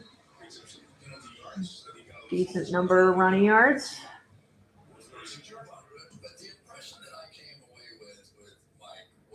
So Marvin Harrison Jr. is not playing today, clearly. Is he currently, like, uninjured? I don't know what's going on with him. He's not afraid to let that show a little bit. But this offense... No, it's not a Yuri Gagarin t-shirt. So it's PJ Harvey, who is a musician who has a song called Yuri G. That's why it says Yuri G. But it's PJ Harvey in Wonder Woman regalia. I have a lot of t-shirts that are like pop culture mashups. Like I used to have one that sadly fell apart. That I don't know if you guys remember the little like typewriter from Sesame Street, an electric company. There's like a little typewriter that would go no no no no no no no no no and come out and the type words.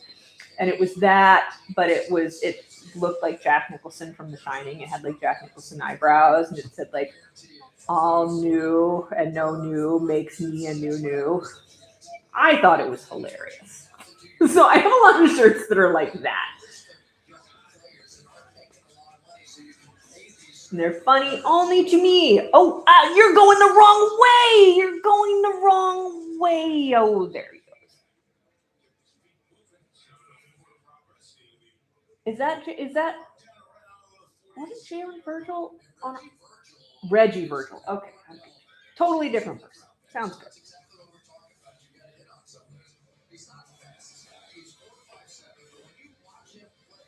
So this is a rookie, clearly. Huh.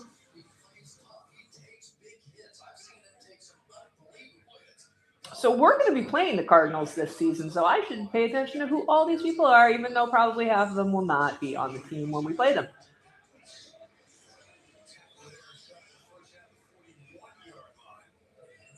Aren't we playing? Yeah, am I crazy? I thought we're playing.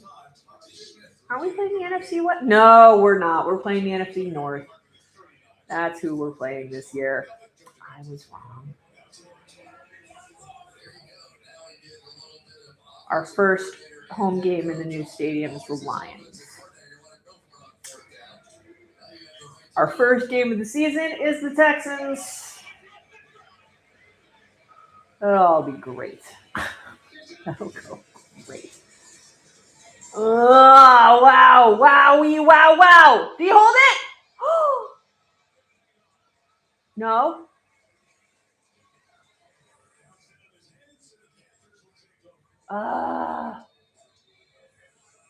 Again, he's hurt.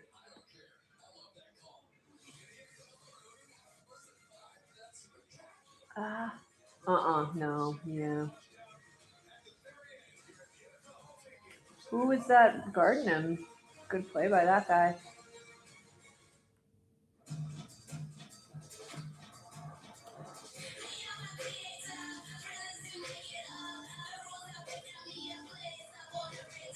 Oh, so you're playing. So Jake and Alex, you can fight. Well, maybe I'll stream that game just for you guys, and then you can trash talk in the chat. So we have NFC North and AFC West. So we have Chiefs again. One of these years, we will not play the Chiefs in the regular season. This is not that year. So, and then what other random teams do we have? Everybody else who came in second in their division, I guess. So, like, the Texans. Do we play the Steelers then? No, the Steelers. Do we play the Ravens? Because the Steelers won their division, so we must play the Ravens. I think so. And then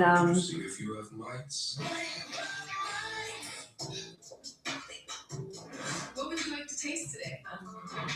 who's second in the Every coffee, AFC South? every sip, and you taste. It's boring. You, not you. Espresso. What else? Colts? It's NFL Sunday. Who's coming over? Because the Jags won the South. I don't know. I'm just mumbling. I could look this up. I'm gonna look this up. Playing the Vikings with Kyler. All I can say about the Vikings is I just feel so bad for Justin Jefferson all the time. And he doesn't bitch. He doesn't complain. They cannot get their quarterback situation figured out. And he's so chill about it. But, like, come on, you guys, give him a quarterback. Like, Kyler's probably going to be, like, I haven't been paying any attention to their training camp, but I'm guessing Kyler's outplaying J.J. McCarthy, but that's not saying a whole hell of a lot. So, yeah, I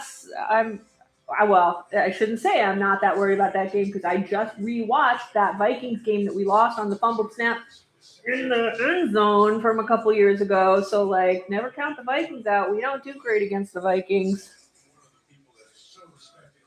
Wow.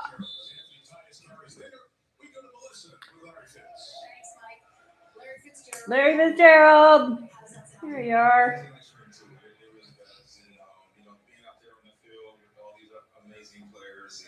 Seeing these young men chase their dreams, it's really great to be here and be a part of this wonderful institution. Let's go back to when you were young because you Texans I'm not looking forward to, although I will say that CJ Gardner Johnson is real amped up to beat the Texans. So We do not do well against the Texans, but maybe. Oh!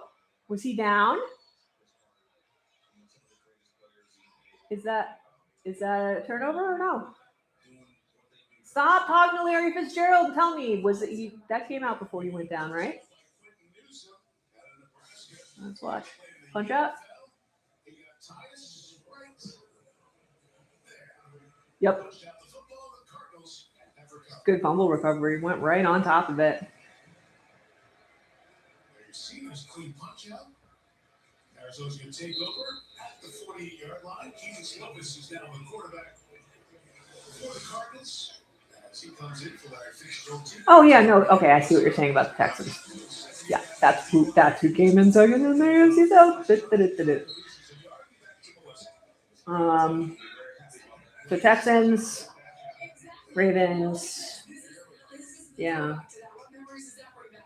Some great days in the Metrodome watching my Uncle Chris out there balling. It was great. I got a chance to, take a picture with, so many great players. So Barry cute. Sanders, Michael Irvin, Warren Sapp, all the great players that would be on the sidelines playing the Vikings back in the day. So it was one of the best jobs ever, and I got paid nothing. It's one of those jobs I would do for free.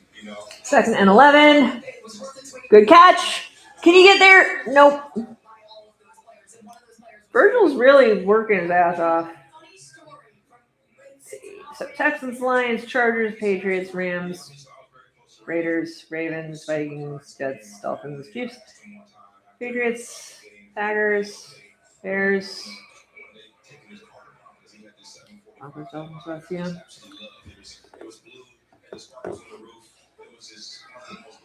Yeah, I gotta say, that second place finish didn't really do us a lot of favors this year because the second place teams that we are now going up against, being the Ravens and the Texans, those are good teams.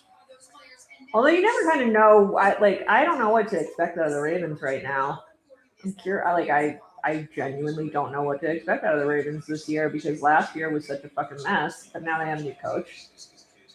They've lost some important people. I don't know. And the Texans are just scary as hell. If you looked at their roster, their defensive roster, somebody put that up yesterday, and I just looked at those names and I'm like, how is that possible? The Texans have the most stacked defensive roster.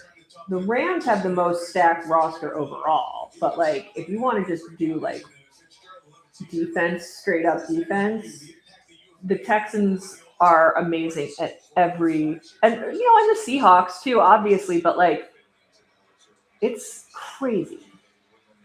The fact that they're third, right? Their depth defensive end now is Jadeveon Clowney. That's insane. That's what they have as a backup. I just I don't know. I just look at what we've been doing on our defensive roster for so long, and it's just so bleak. Fucking Balin Spector, my God.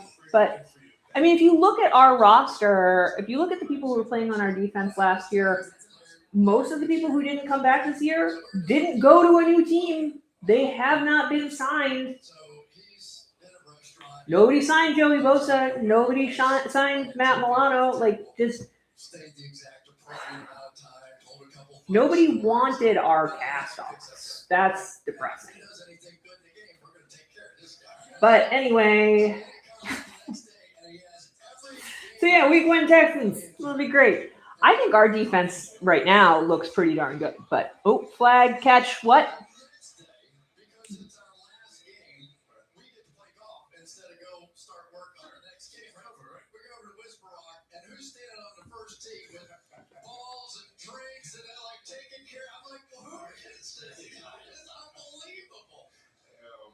Sometimes, not often. Larry Fitzgerald seems like a good dude.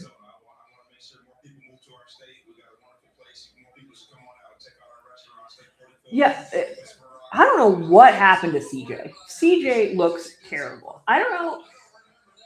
Maybe Tank Dell was the secret to CJ's success all along, but he has just looked terrible. And No good. If CJ can pull his shit together, the Texans would be unbelievable. Like, you look at the Texans playing the Patriots, like, it's not like the Patriots beat them. Texans beat themselves. CJ beat himself in that game. But their defense is unbelievable. And then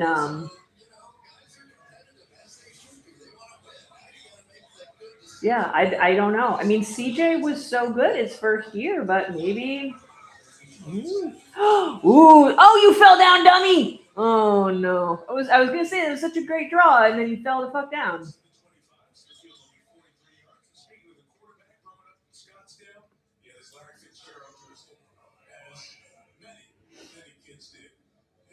I don't know. CJ got a haircut. Maybe that'll make all the difference.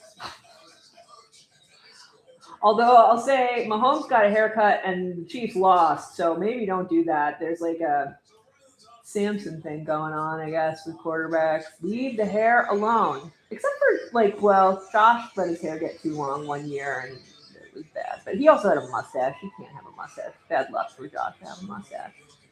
All right, Cardinals got a field goal.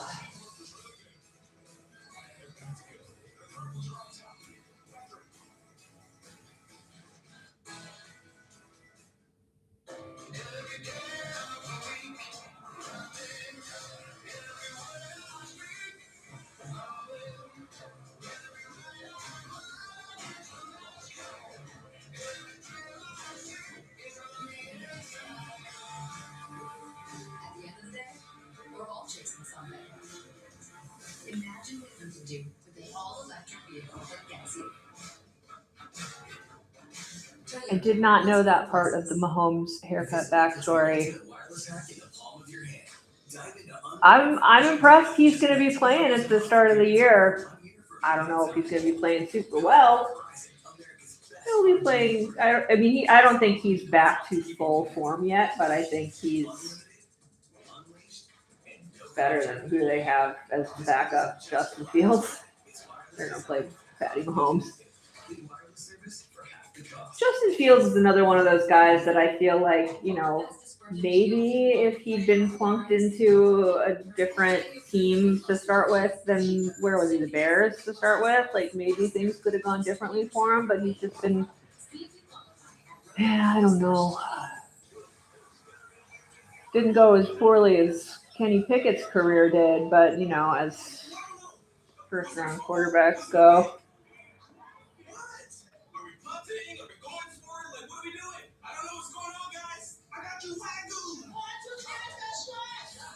Ooh. AFC South. Well, so you got to win against the Titans on deck, so that's good.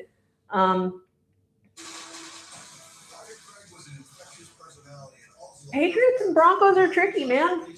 I don't know. Broncos are an interesting team. I think Sean Payton, as much as I hate him, is just an absolutely excellent coach, and they have just enough good playmakers on the offense that with him calling the plays, they can make a run of it. And if their defense hasn't suffered, which I don't think it has, the Broncos should still be good again this year. So we get to play them. We get to play the Chargers. I don't know what's up with the Chargers, man. Justin Herbert, as far as I can tell, is not actually practicing in training camp. He's just making out with Madison Beer, which, God bless him. She's lovely. Jim Harbaugh is all in favor of that, I guess. Chargers, I've said a million times, just don't stick. There's something about the Chargers. I've watched so many Chargers games in the last however many years, 3 years. I have forgotten them all. I could not tell you an interesting play in any of the Chargers games that I've watched. We've played the Chargers. I've watched the Chiefs play the Chargers multiple times.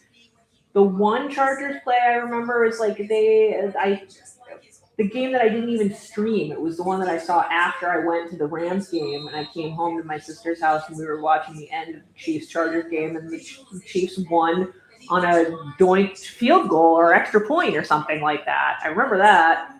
Other than that, I got nothing from the Chargers.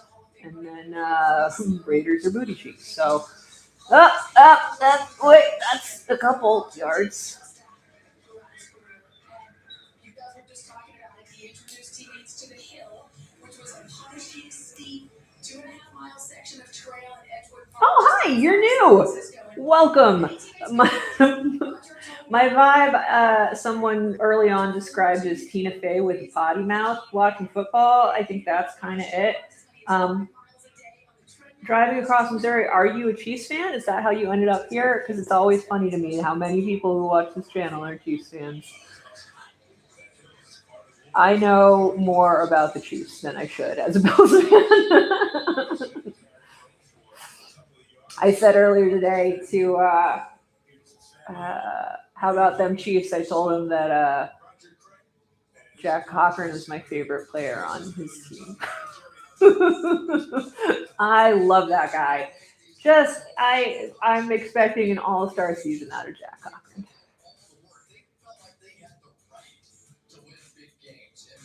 So who was that? Who was Chris talking about? I'm so not paying attention to the broadcast here. 3rd and 5.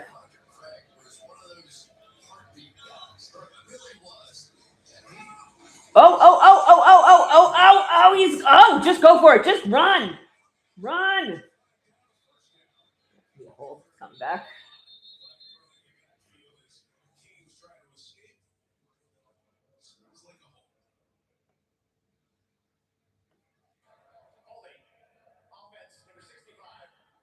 The fan dynamic with the Chiefs has been so interesting. This whole since I started this channel has been so interesting. I think it's kind of unfortunate that that the Bills and Chiefs turned into rivals, and it's kind of a one-sided rivalry, but because Buffalo is it's a similar vibe. Like the town is a similar vibe. Whoa, good catch. So and I lived in Wisconsin for a long time, so I get on well with Midwest vibes, and so I don't know, Chiefs fans like my videos, and I'm a good sport. Here's the thing, I don't. Ooh, that's a lot of yards. I don't think that there should be as much negativity in sports and fandom as there is a lot of the time, because it's a game. We're all here to watch it to have fun, just hopefully they're all playing it to have fun. I hope they're playing it to have fun, because they're all just damaging their brains every minute of every day. So I hope they're having fun while they're doing it. And everyone who came to watch, all the Chiefs fans who came to watch my videos were so freaking nice, which didn't surprise me because, I lived in Wisconsin for a long time. People in the Midwest are legit nice. It's not like Southern fake nice, which you see a lot of. It's when I moved to Wisconsin, and I know Wisconsin is not Kansas City, but just similar vibes. The first time when I moved to Wisconsin, I had to go buy a new earring. So I had to go to Hot Topic. And I was expecting snotty Hot Topic goth to look at me, give me a dirty look when I walked in. The friendliest mall goth in history. I was like, oh, that's what Wisconsin is. It's friendly mall goths. What is this place? I was moving there from New York City, so very different vibes. But everybody is just so chill, and I'm generally a pretty chill person. I try to be, and if we're all having fun and just enjoying the sport, why can't we be friends? Still want the Chiefs to lose almost all the time. And the funny thing is, when I do root for the Chiefs, You always lose. So you don't want me. If you're a Chiefs fan, you don't want me rooting for your team. I am bad luck.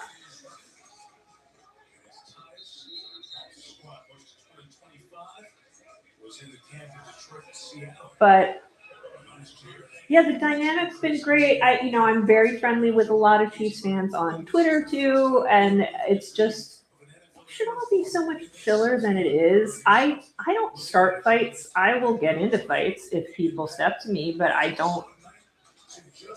Let's all have fun, guys. I can trash talk if you need me to trash talk, but it's all in good fun. All right, 7-9. There's 54 seconds left in the quarter. That guy went nowhere. I'm just not tuned into whatever Mike and Chris are talking about tonight. It's not interesting to me. I popped up on Chiefs training camp videos. That's funny.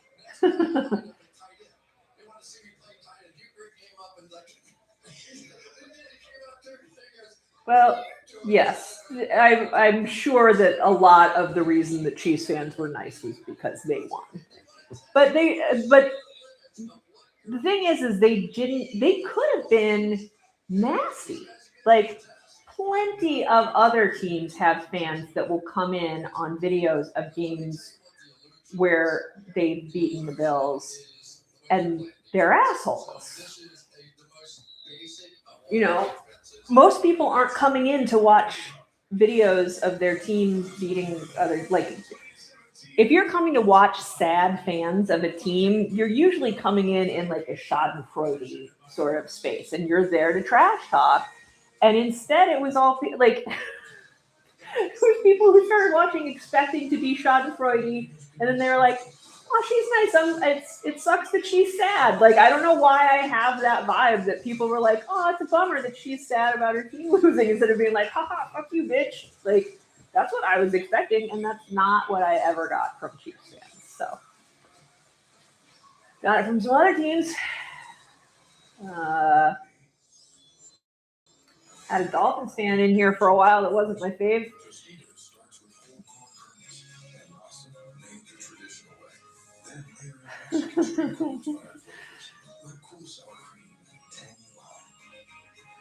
Well, what's interesting about this, though, so you said, Eagles fans can be a little aggro, which is definitely true. I had some not nice Eagles fans, but I have Alex, who's here like every week, who's an Eagles fan, and he's awesome. So, like, I think what I appreciate about my experience on YouTube is the people who tend to stick around and watch my videos are freaking cool. Like, the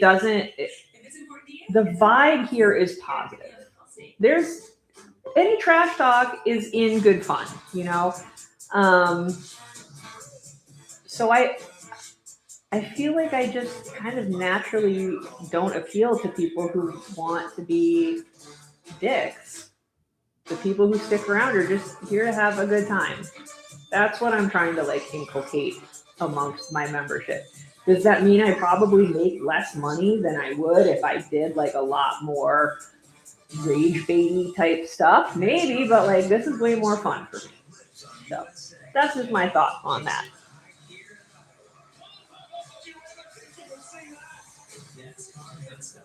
Yeah, I just rewatched that second Chiefs-Eagles Super Bowl video. That was quite a game.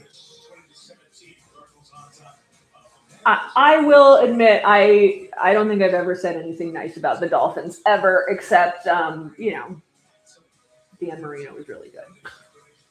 But the one Dolphins fan that I had here trolling for a while last year, what was kind of interesting about that was that everybody hated him. It was not a Bills-Dolphins rivalry thing at all. He was pissing everybody off. I was honestly going to let him run with it for a while, but he was pissing people off in the live streams. People were shouting at me during games to ban him from the chats. And then I ended up banning him and his multiple burners after he was basically saying not nice things about my family members. I can take it. Don't talk shit on my husband. Like, come on. The idea that you need to undermine someone's masculinity because his wife likes football and he cooked Thanksgiving dinner. Nothing wrong with that. All right, touchdown. Carolina's pulling ahead.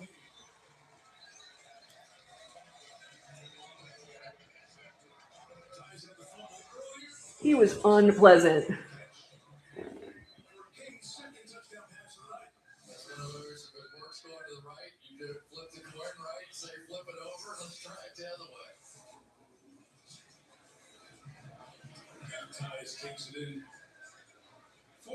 Man, this guy made Kenny Pickett look like a pile of cubes. All right, 23-20. See if he can get this extra point. Woo-hoo.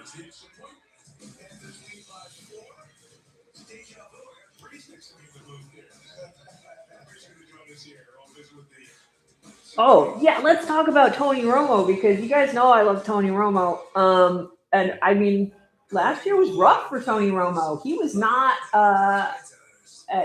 he always had a lot of obnoxious kicks and stuff, but I was willing to overlook it because he was also pretty funny and charming. And then last year he was just boring. So I was already expecting JJ to get promoted. Like, I thought that was pretty clearly unavoidable. Because JJ's been just getting better and better. JJ and Tom Brady both over the last season, just huge leaps and bounds in improvement in their color commentary. And pains me to say it about Tom Brady, but he really did get much better over the course of last season. And then JJ, I just love JJ. I'm always here for JJ. He's just a good dude, man, and he's really funny and he's really smart. If he starts doing games with Jim, I'm sorry for Tony Romo because I have nothing against Tony Romo, and I've enjoyed my time watching Tony Romo. But if it's no longer Tony Romo's time, I'm looking forward to hearing more from JJ Watt. Olive Garden's got not one, not two, but three. What happened, Kenny? My goodness. New creamy garlic sauce with fresh spinach and tomatoes. The tender, buttery. Yeah, I mean, so Tony Romo and Jim Nantz have been. I can't remember how many games I ended up watching with them last season. 6? I think it was like 6 or 7 games that I streamed that were Jim and Tony games. And the Tony Romo fall off was pretty brutal. And I'm guessing a lot of people will then be like, well, maybe he has a drinking problem and that's blah, blah, blah, blah, blah. I don't. People do stupid things like drinking on a golf course and then driving home when they shouldn't. People do stuff like that all the time. And doesn't mean that they're drunks or they have a problem. It means they made a poor decision. But drunk driving's bad. Don't do it. I got pulled over the other night, not drunk because I don't drink anymore, but I got pulled over in the middle of nowhere driving back from a concert. And the cop who pulled me over couldn't have been like a week past his 21st birthday. And he was so befuddled by these 2 middle-aged women in a Subaru in the middle of nowhere who didn't realize that the speed limit had dropped from 55 to 35 for about 10 yards. And we were just like, why are you pulling me over, officer? So that was my fun evening. The other night, I also got hit by a car. My car got hit by a car. I didn't personally get hit by a car. I was just in the car that got hit by a car last week too. So I'm pretty tired of driving around, and I'm very happy to have spent the evening in this house, not in a car.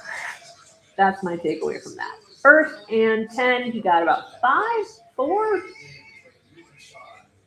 was a connection that's almost impossible for me to explain. It was like you guys were really sort of one. It was a kind of symbiotic relationship. I mean, we spent so much time in preparation throughout the week and just so many conversations and communication that The Super Bowl's at SoFi this year? I went to SoFi a couple of years ago. It's so nice. the first 2 words out of his mouth as I'm walking up to the outlets. I know exactly why he's calling this play. Whoop. Whoa! Oh, ooh, spinny. That's a good catch. Okay, so they've got a new quarterback in there. They finally took out back. They got what they needed out of back.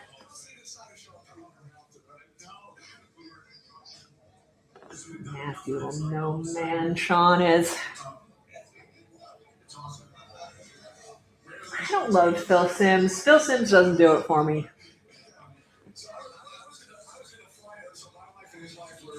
Whoop! Oh, that was fun. That was a lot. We're not going to see any of those people. These are not people who will be playing at any point in the regular season. These are practice squad guys who are having their moment.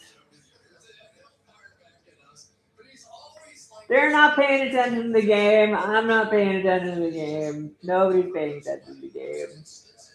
They just want to chat with Drew.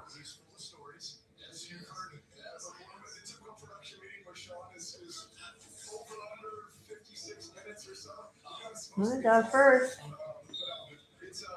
He makes it. I mean, you can feel his passion for the game, and all these things I miss now. You know, like just being able to. Yeah, I mean, it was literally we were driving from Niagara Falls-ish back to Rochester, and it was.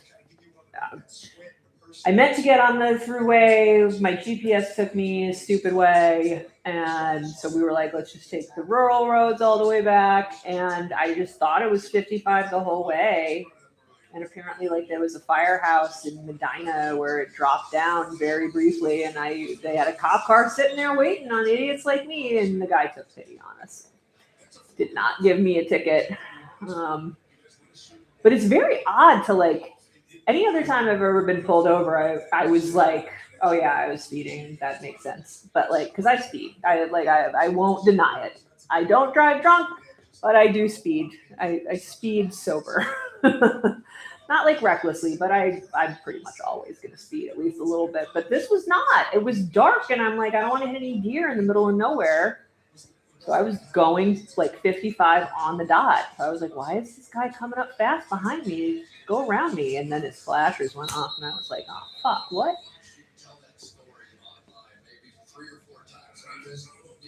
But if you're going to have a run-in with a cop in the middle of nowhere at midnight, went as well as it possibly could have, I guess.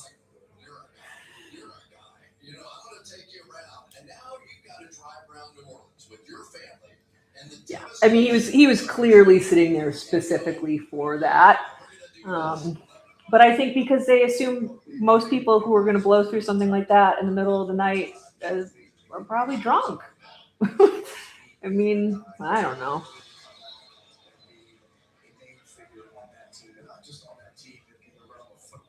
Aw, that guy's sad. Or is he hurt? I can't tell.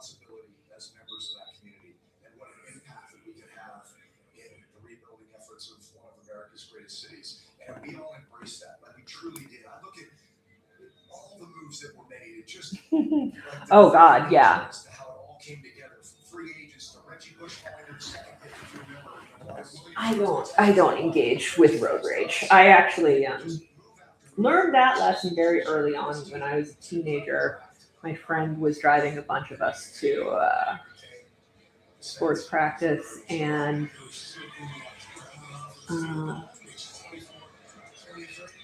24, 23. All right.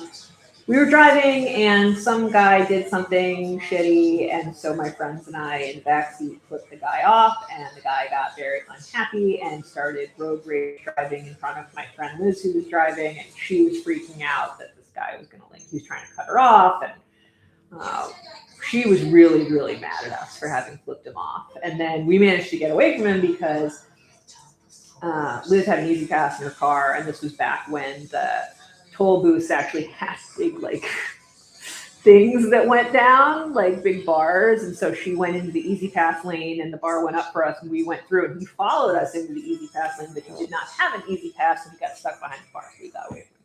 But she flipped out on us. She was so mad. So I got that lesson when I was about 15 years old. Don't piss off people on the road. So I try and drive as calmly as possible.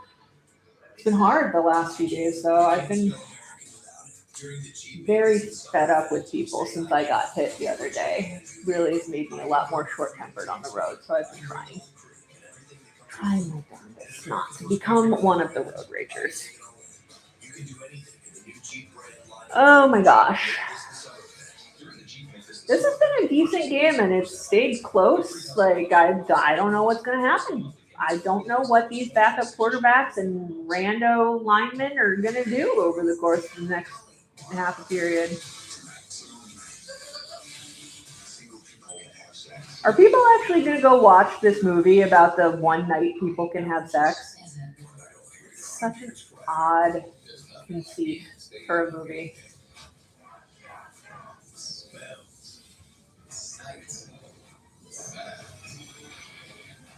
See, this ad's getting me kind of pumped up.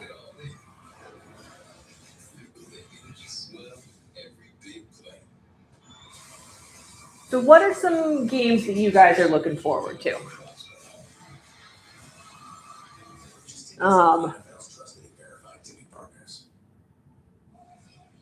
What games this season do you feel best and worst about for your teams? Because I know I got Alex here, I got Jake here, I got people who are fans of various different teams. Which teams are you guys looking forward to or terrified of this season? That's my query.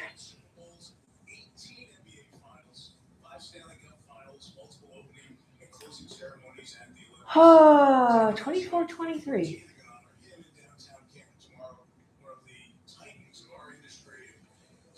Is there anybody on the field right now that will actually be playing for either of these teams in the regular season, other than that kicker? The kicker will be playing for the team, I think, unless it's a backup kicker.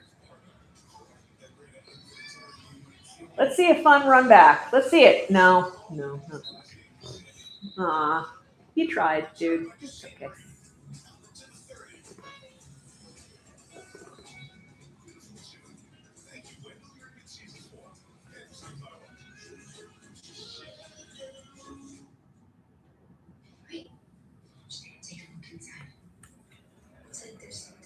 So I don't like this ad at all. I don't like it.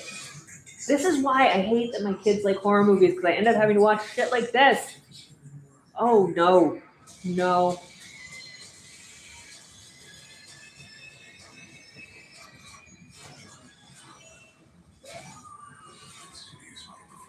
No, none of that.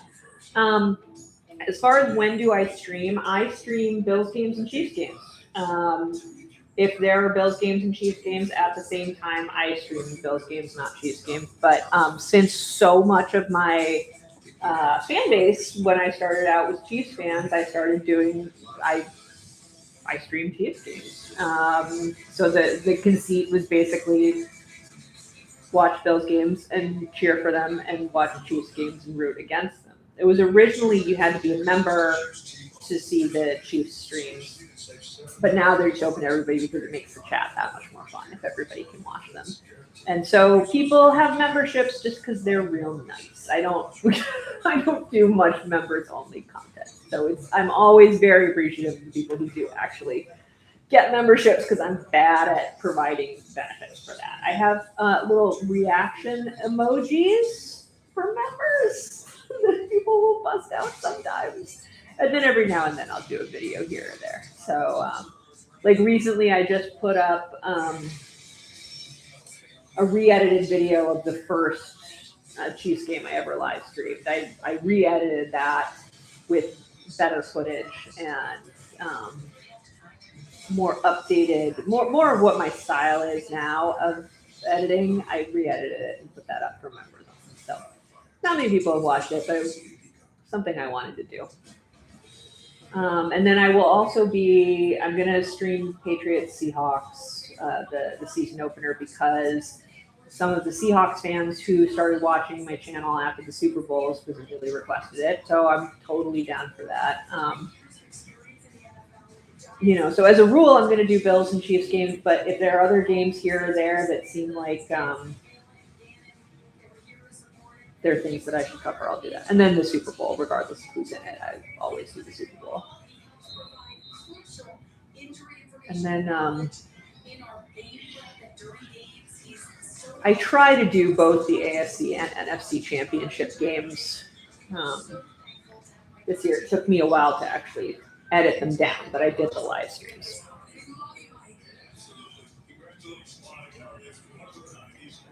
I mean, everybody's scared of everybody is concerned about the Texans going up against their team because that defense is crazy. Crazy. CJ wasn't such a fucking wimp. Almost got it. It is true. You not only help us on the field, but you really do help all of us behind the scenes. What does this honor mean to you? It means so much. I mean, the journey of it for the 26 years and the people I was with and my staff, it means a lot to me. Very grateful for the honor by NFL trainers. I am still slightly hopeful that I might get to go to the Bills-Packers game live. I don't know if it's going to happen. My friend who I was thinking of going with has had... Whoa! Look at that! Look at that! That's holding the ball. Okay, good job, dude.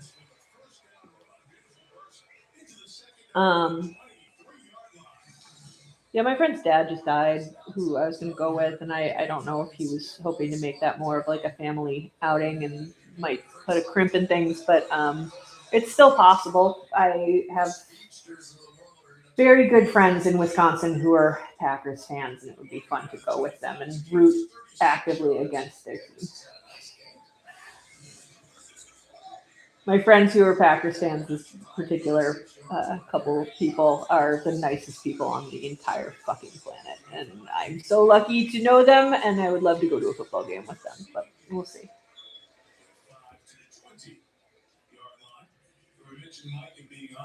Oh, right, you did say that. That must have been really fun. If I met Tom Grossi, I'd be like, I was the one who had just the dog sitting by herself on a couch. That was me. Speaking of which, where is the dog? Maybe she actually went to bed for once.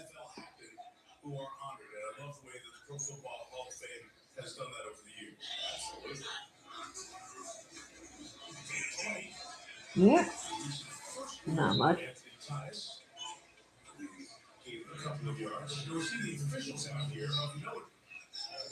Almost all the officials on the field tonight have not had the chance to work the Hall of Fame game.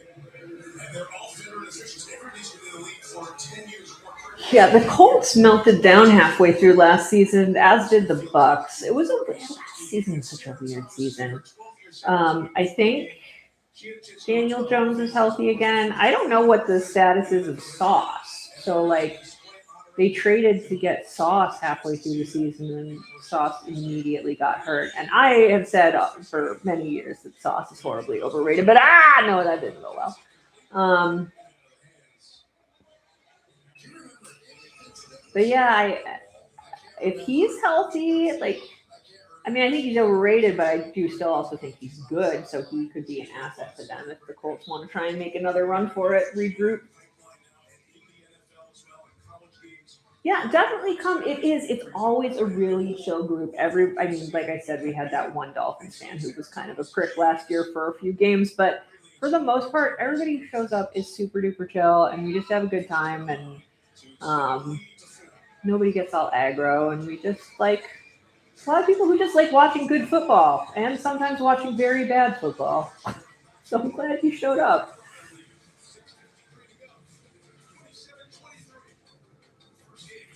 27-23. This has been decent. This is the story of the counts on Granger. Mike LaFleur's doing a good job. When people count on him to help restore power. His dedication and Has there been a training first-year backed by head coach Granger's to win a fast, Super Bowl? reliable delivery gives him Well, not confidence recently, for sure. online. At some point, there must have been, right? Products from the brands you trust. Maybe not. Call, click Granger.com or just stop by. Granger, for the ones who get it done. From the moment you took your first breath, you had something to prove. I mean, name some Super Bowl winning coach. I mean, I've only got a certain number of. You go back before, start looking into the 70s and 80s. I'm not going to be able to come up with any specific names for any specific years, but don't think that any of the. I mean, who beat us? Parcells, Jimmy Johnson. Who's the coach of the Redskins that year? I can't remember who the coach was of the Redskins when we lost to them. Not a first-year coach. You know that much. Chest pain, mouth or tongue swelling, problems, urinating, vision changes, or eye pain occur. Can't afford your medication? AstraZeneca may be able to help. Ready to take back your I mean, I didn't. So we had the NFC South last year, right? And everybody at the beginning of the year was like, this is going to be the Bills season because they have the easiest schedule because they're playing the NFC South. And then we had so much trouble with the fucking NFC South. I mean, we beat the pants off the Panthers. Say that much. But we beat the Saints, but barely. We lost to the Falcons, and it was embarrassing. And the Bucs was really close. We won, but it was tight. So, any given Sunday, and, never count anybody out. Hey, there's Tomlin. Your first night on the air with us on Football Night in America, did you feel like you knew what you were doing? Probably the same thing this year as well. It felt good. Well, that's been about 6 months. And wearing the Chris Johnson jersey, you guys did the Ice Bucket Challenge. Has Tomlin just been eating since he lost his job nonstop? He looks like he's gained 30 pounds. I hear he's a big stoner, so maybe he's just had the munchies nonstop. Oh, there's a hole. Not for very long. Well, the last time that Chris and I were doing the regular season game, the last regular season game on Sunday Night Football, this field goal, one of the craziest fourth quarters I can remember. I went back and watched the fourth quarter a few weeks ago. That thing was nuts. That game was unbelievable. That Ravens-Steelers game. I rewatched the last quarter of that game with my mom. So my mom was here when I broke my elbow. Back in February or March or whenever it was. And so I watched with her all the best endings of games from last season. And that was my favorite. That and the Broncos-Giants game where the Broncos scored 30 points in the fourth quarter or something crazy. But that Ravens-Steelers game, he missed that kick. My husband and I both just screamed.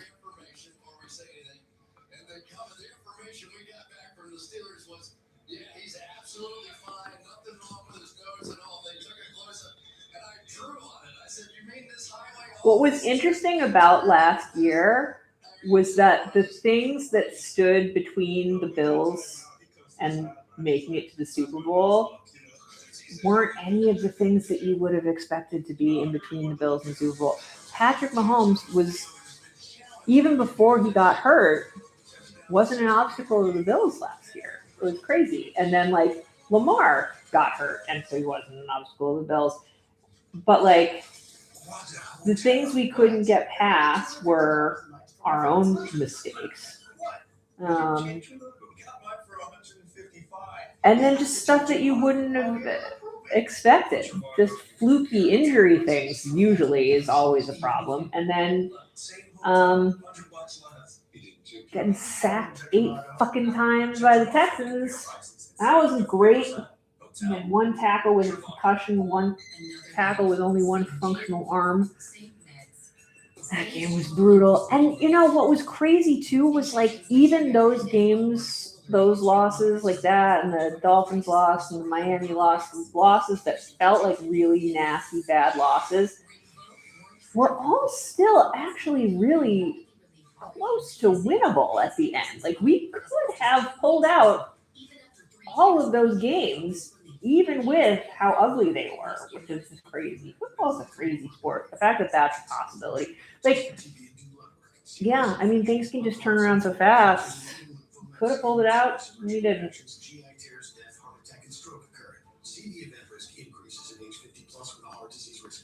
Tyler Bass is our kicker again this year. He kicked at training camp for the first time today. It didn't look super great from what I hear. I don't know why we didn't just sign Matt Prater again. I was real happy with him. I felt so much more confident with Matt Prater last year than I did with Tyler Bass the year before, but I'm not in charge.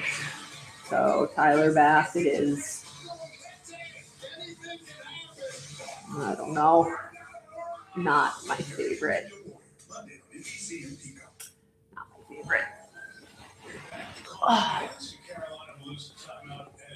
All right, 1st and 10.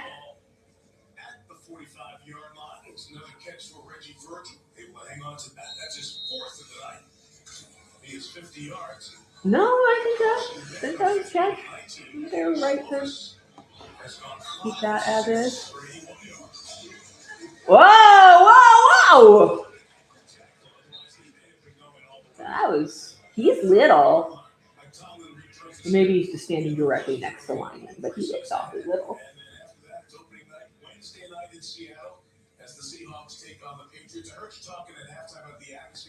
Don McCafferty? The Baltimore Colts? Huh. That's a ways back.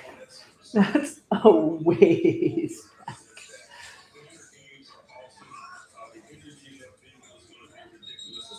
Don McCafferty is a great 70s coach name. I don't know anything about that man, but that is just very much like...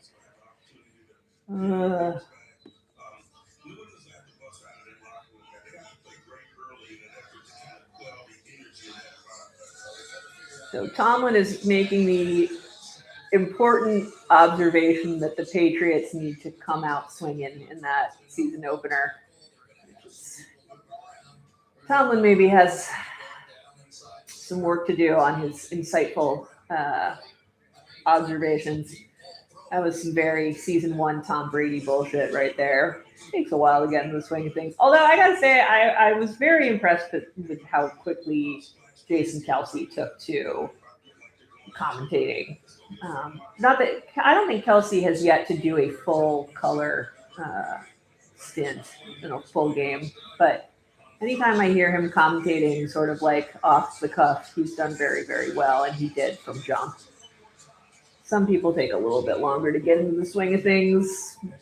Tom Brady has finally gotten into the swing of things. Maybe Tomlin will get there too. You know, so obviously I've been hearing grumblings about Tomlin for a very, very long time. I've been with my husband long enough that I remember when Tomlin took over the Steelers and how excited. And I remember he was the defensive coordinator, right? And like, he was a great defensive coordinator, and everybody was super excited when he started. And then he was great for a long time, and then it just became really stagnant. And it happens. Things get stagnant. So, with us, with McDermott, he finally got fired. And today he's on the news saying, I'm looking forward to coming up with a new cutting-edge scheme. Make a new cutting-edge scheme on the team that you're losing with. You can edge things midway through a stint with a team. You don't have to just stick with the one thing that's not working because it's your scheme. Do something new. That's the way I feel like a lot of Chiefs fans feel about Andy Reid right now. They're like, he's just doing the same thing that he's been doing with diminishing returns. At a certain point, is there can you come up with something new? What's the first? Are you going to be like, well, I'm Andy Reid, I'm 70 years old, like, am I going to do anything new now? Probably no, but you could. You don't have to just keep doing the same thing. But you probably will keep doing the same thing.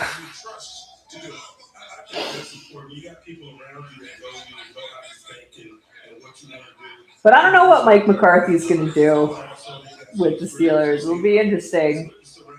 I don't know. I'll be watching for sure. From a leadership perspective. Had to take a time out as they were trying to get the personnel set up for first and goal here. Cardinals trying to take the lead. Yeah, I want to make sure you're staying. You know, that's what we do in our meetings, and you give us honest answers. And how bad is the itch to go back? Because you're going to get approached. People are going to want you to be the coach. You know, I haven't thought a whole lot about it yet because I don't feel like I'm missing anything yet. You know, when those regular season balls start snapping, that's when I'll start, you know. When you sit on the pregame, right? You don't miss the betting the trophy. Hey, I did a calendar year of my life. I counted the days. Calendar year of my life in that party suite.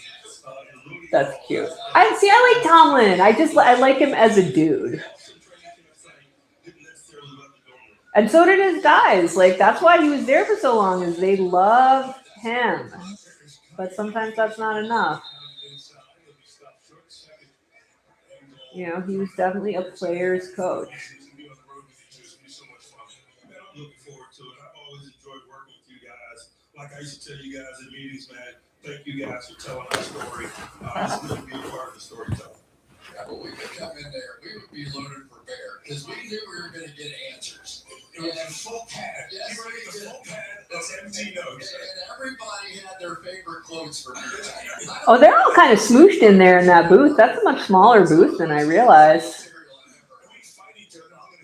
They must have like a fisheye camera on there to make it look bigger than it actually is. They look. You turn the camera around, it looks real smooshy.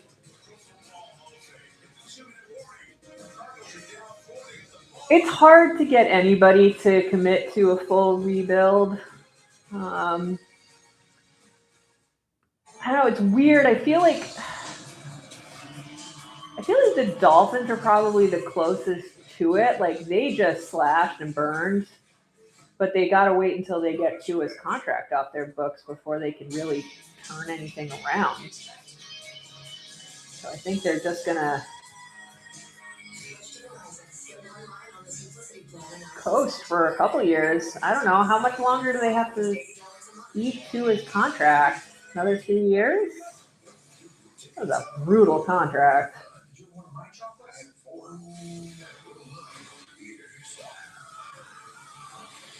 Speaking of contracts, have you guys seen what's been happening with running backs the last couple days? So, like,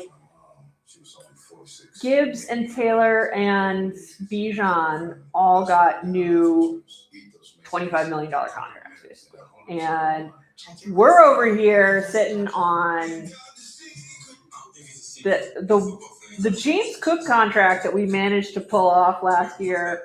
I will give Brandon Green credit for that.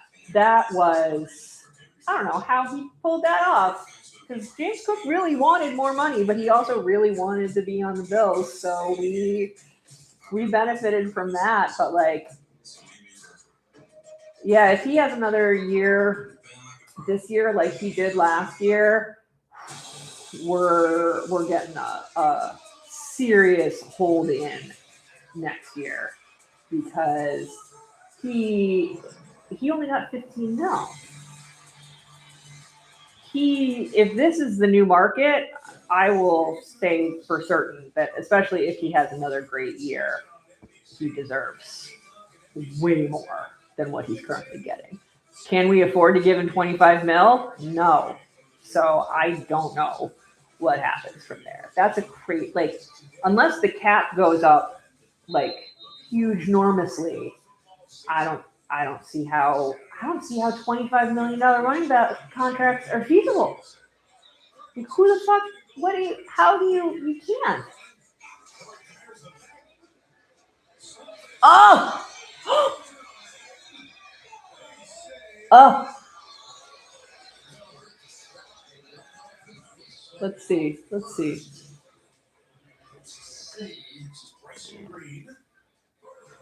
Nah. Kicks his. I don't know. Come on, Terry, tell us. His feet go up. His feet go up.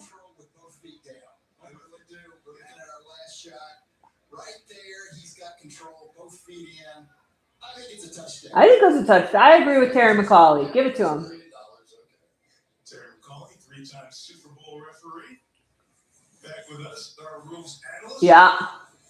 Hey, see, didn't fall asleep on the job, but we didn't go to him all night. Inside the 2-minute warning, bang, bang, play. Previous play is under review. Terry's right there for you. Yeah, I agree with Terry. Give it to him. And Mike LaFleur is, let's say, That's a great face out of Mike LaFleur. That's a great face. I like it. and as Craig Wilstead looks at the replay, along with the replay center, by the way, Mark McNally Game Day Central is where everything happens at 345 Park Avenue. Mark's the only official. The whole thing with Eric Bieniemy and his wife and his son, that was awful. I don't know if Bieniemy's back in camp. But I hear his wife is okay. But like something came out today saying like his son had called the cops yelling about the fact his parents were withholding his weapons from him at some point a couple days before the shooting happened. And it's like, yeah, dude, for good reason. Touchdown! All right.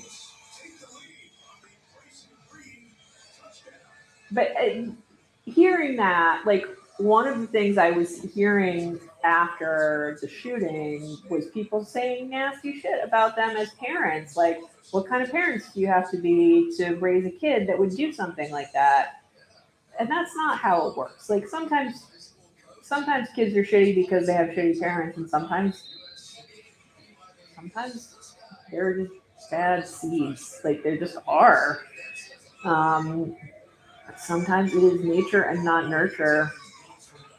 It just is what it is. So the fact that they were actively trying to keep his weapons away from him is probably a sign that they were trying to be good parents. I don't know. As a parent, I feel for situations like that, or like Rob Reiner's kid or whatever. Like, mental illness is a fucking bitch.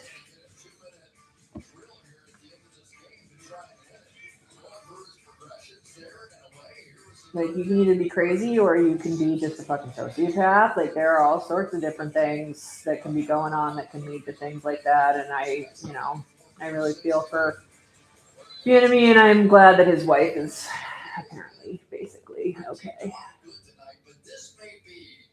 But that's not something the Chiefs really needed. Like, they were all amped up about getting him back, and then fucking tragedy strikes. Nothing can ever be easy for anybody, I think, is basically what it boils down to. And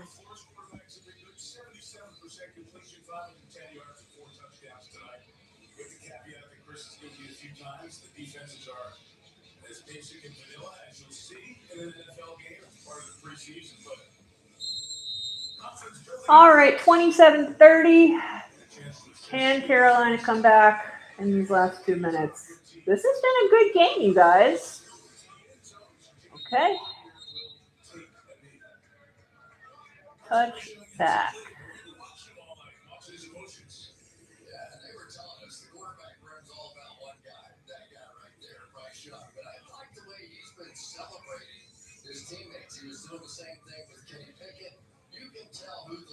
Was he celebrating with Kenny Pickett? Did he have a lot to celebrate with Kenny Pickett?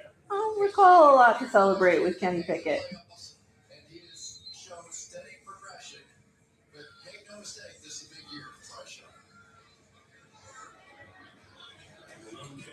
I kind of want good things for Bryce Young. Seems like a good kid.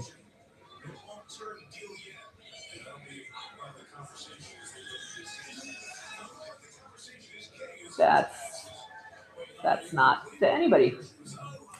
All right, 2nd and 10. Will the game continue? This could be a very anticlimactic ending if it keeps going like that.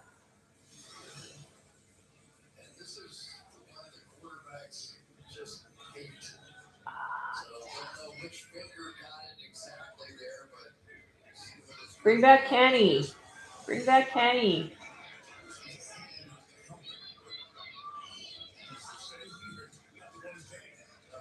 Ooh. What?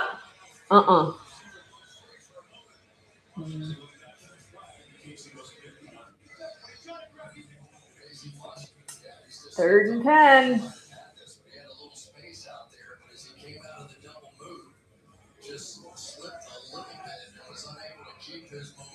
Yeah, that wasn't a penalty. That was just didn't quite pull it together. All right, are we about to see Mike LaFleur's first win?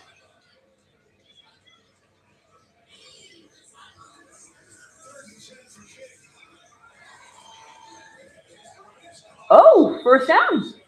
All right. I thought we were over, but we're not. We are not. No. Wait, they do have timeouts.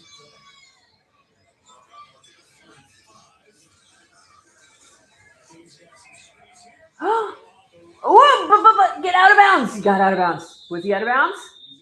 He's in bounds. Yeah, his butt came down in bounds. Move it.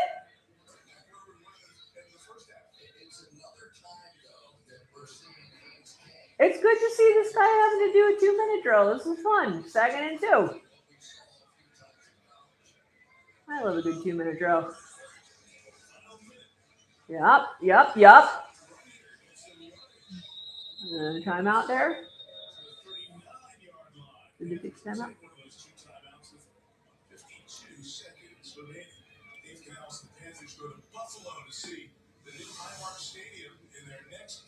Maybe we'll take Kenny Pickett because our other backup quarterback is terrible. Kyle Allen is just sucking shit at training camp. Jake Michelle's doing okay. Kyle Allen is not. So maybe we'll cut him and they'll cut Kenny Pickett and we'll take Kenny Pickett and he'll come bring his Super Bowl winning expertise to our quarterback room. Does Shane Michelle have a quarterback? Was he on the Chiefs one of the times that they won? Does he have a Super Bowl ring from being on the Chiefs? I don't know. Maybe.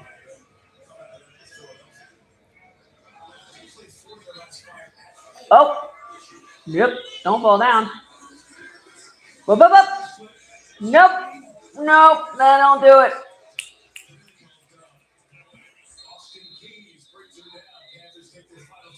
Wait, you're taking your final time out there? Yeah, they're just going to try and go for it. They're not going to try and save it for a tie. Like, why would you try and tie the Hall of Fame game, for fuck's sake? Oh, boy. Chargers, Seahawks, Niners, Giants, Lions, Rams. Like even Mike Tirico and I both just went, oh. Not good.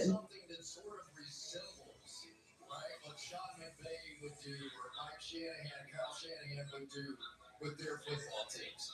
And it's me so far, I feel like 44 seconds. See, Carolina. 2nd and 14. Sling it, King. Whew.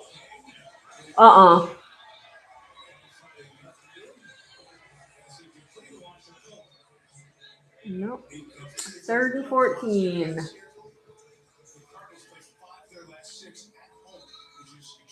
Who are the backups in Pittsburgh right now?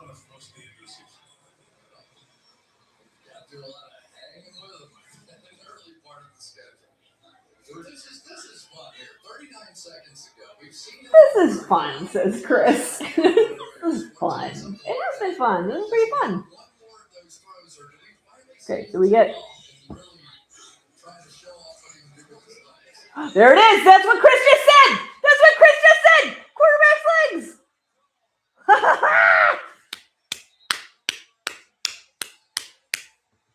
That's fantastic.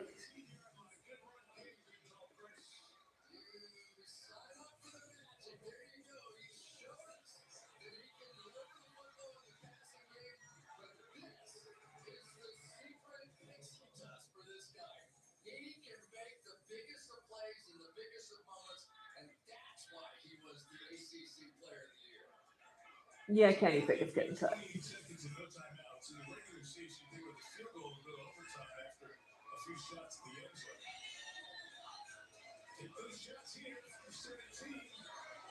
No. Well, it's great that you can run and stuff, but if you could actually like throw it to a place where people can catch it, that'd be helpful too. It's still Mason Rudolph? Okay. Has Mason Rudolph been there consistently as the backup this whole time? Because he was the backup in 2024.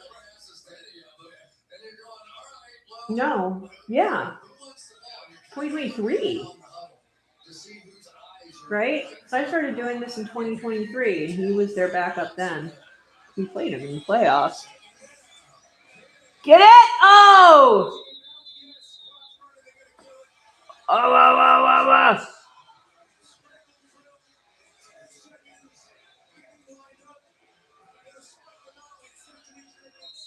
Whew.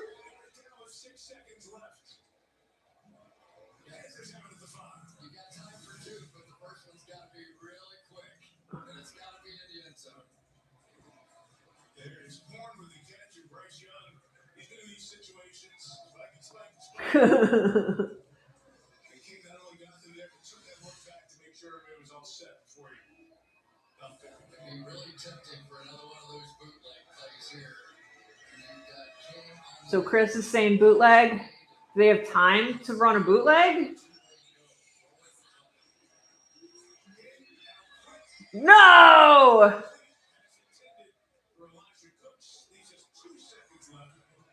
So they're going to kick it, or are they going to try and go for it? Yeah, why not? It's fun preseason. Can you do overtime in a preseason game?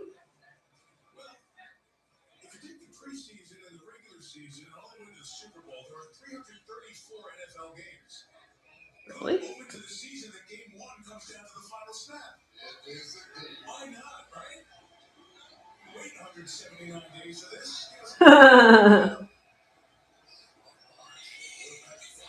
Quarterback's legs. Just run it. Just run it. Run it! Run it! Run it! Run, run, run, run, run! He did it! He did it!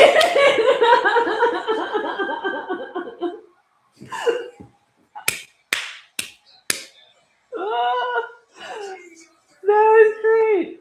That was a great, great ending of the game.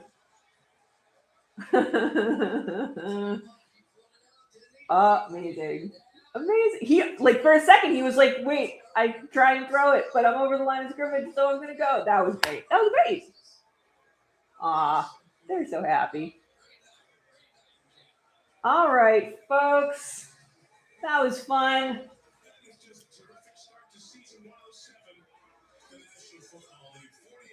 All right, I will see you guys back here for preseason games with teams I actually care about. That'll be fun. It was a good first game, just like they said. Good night, folks, and go Bills.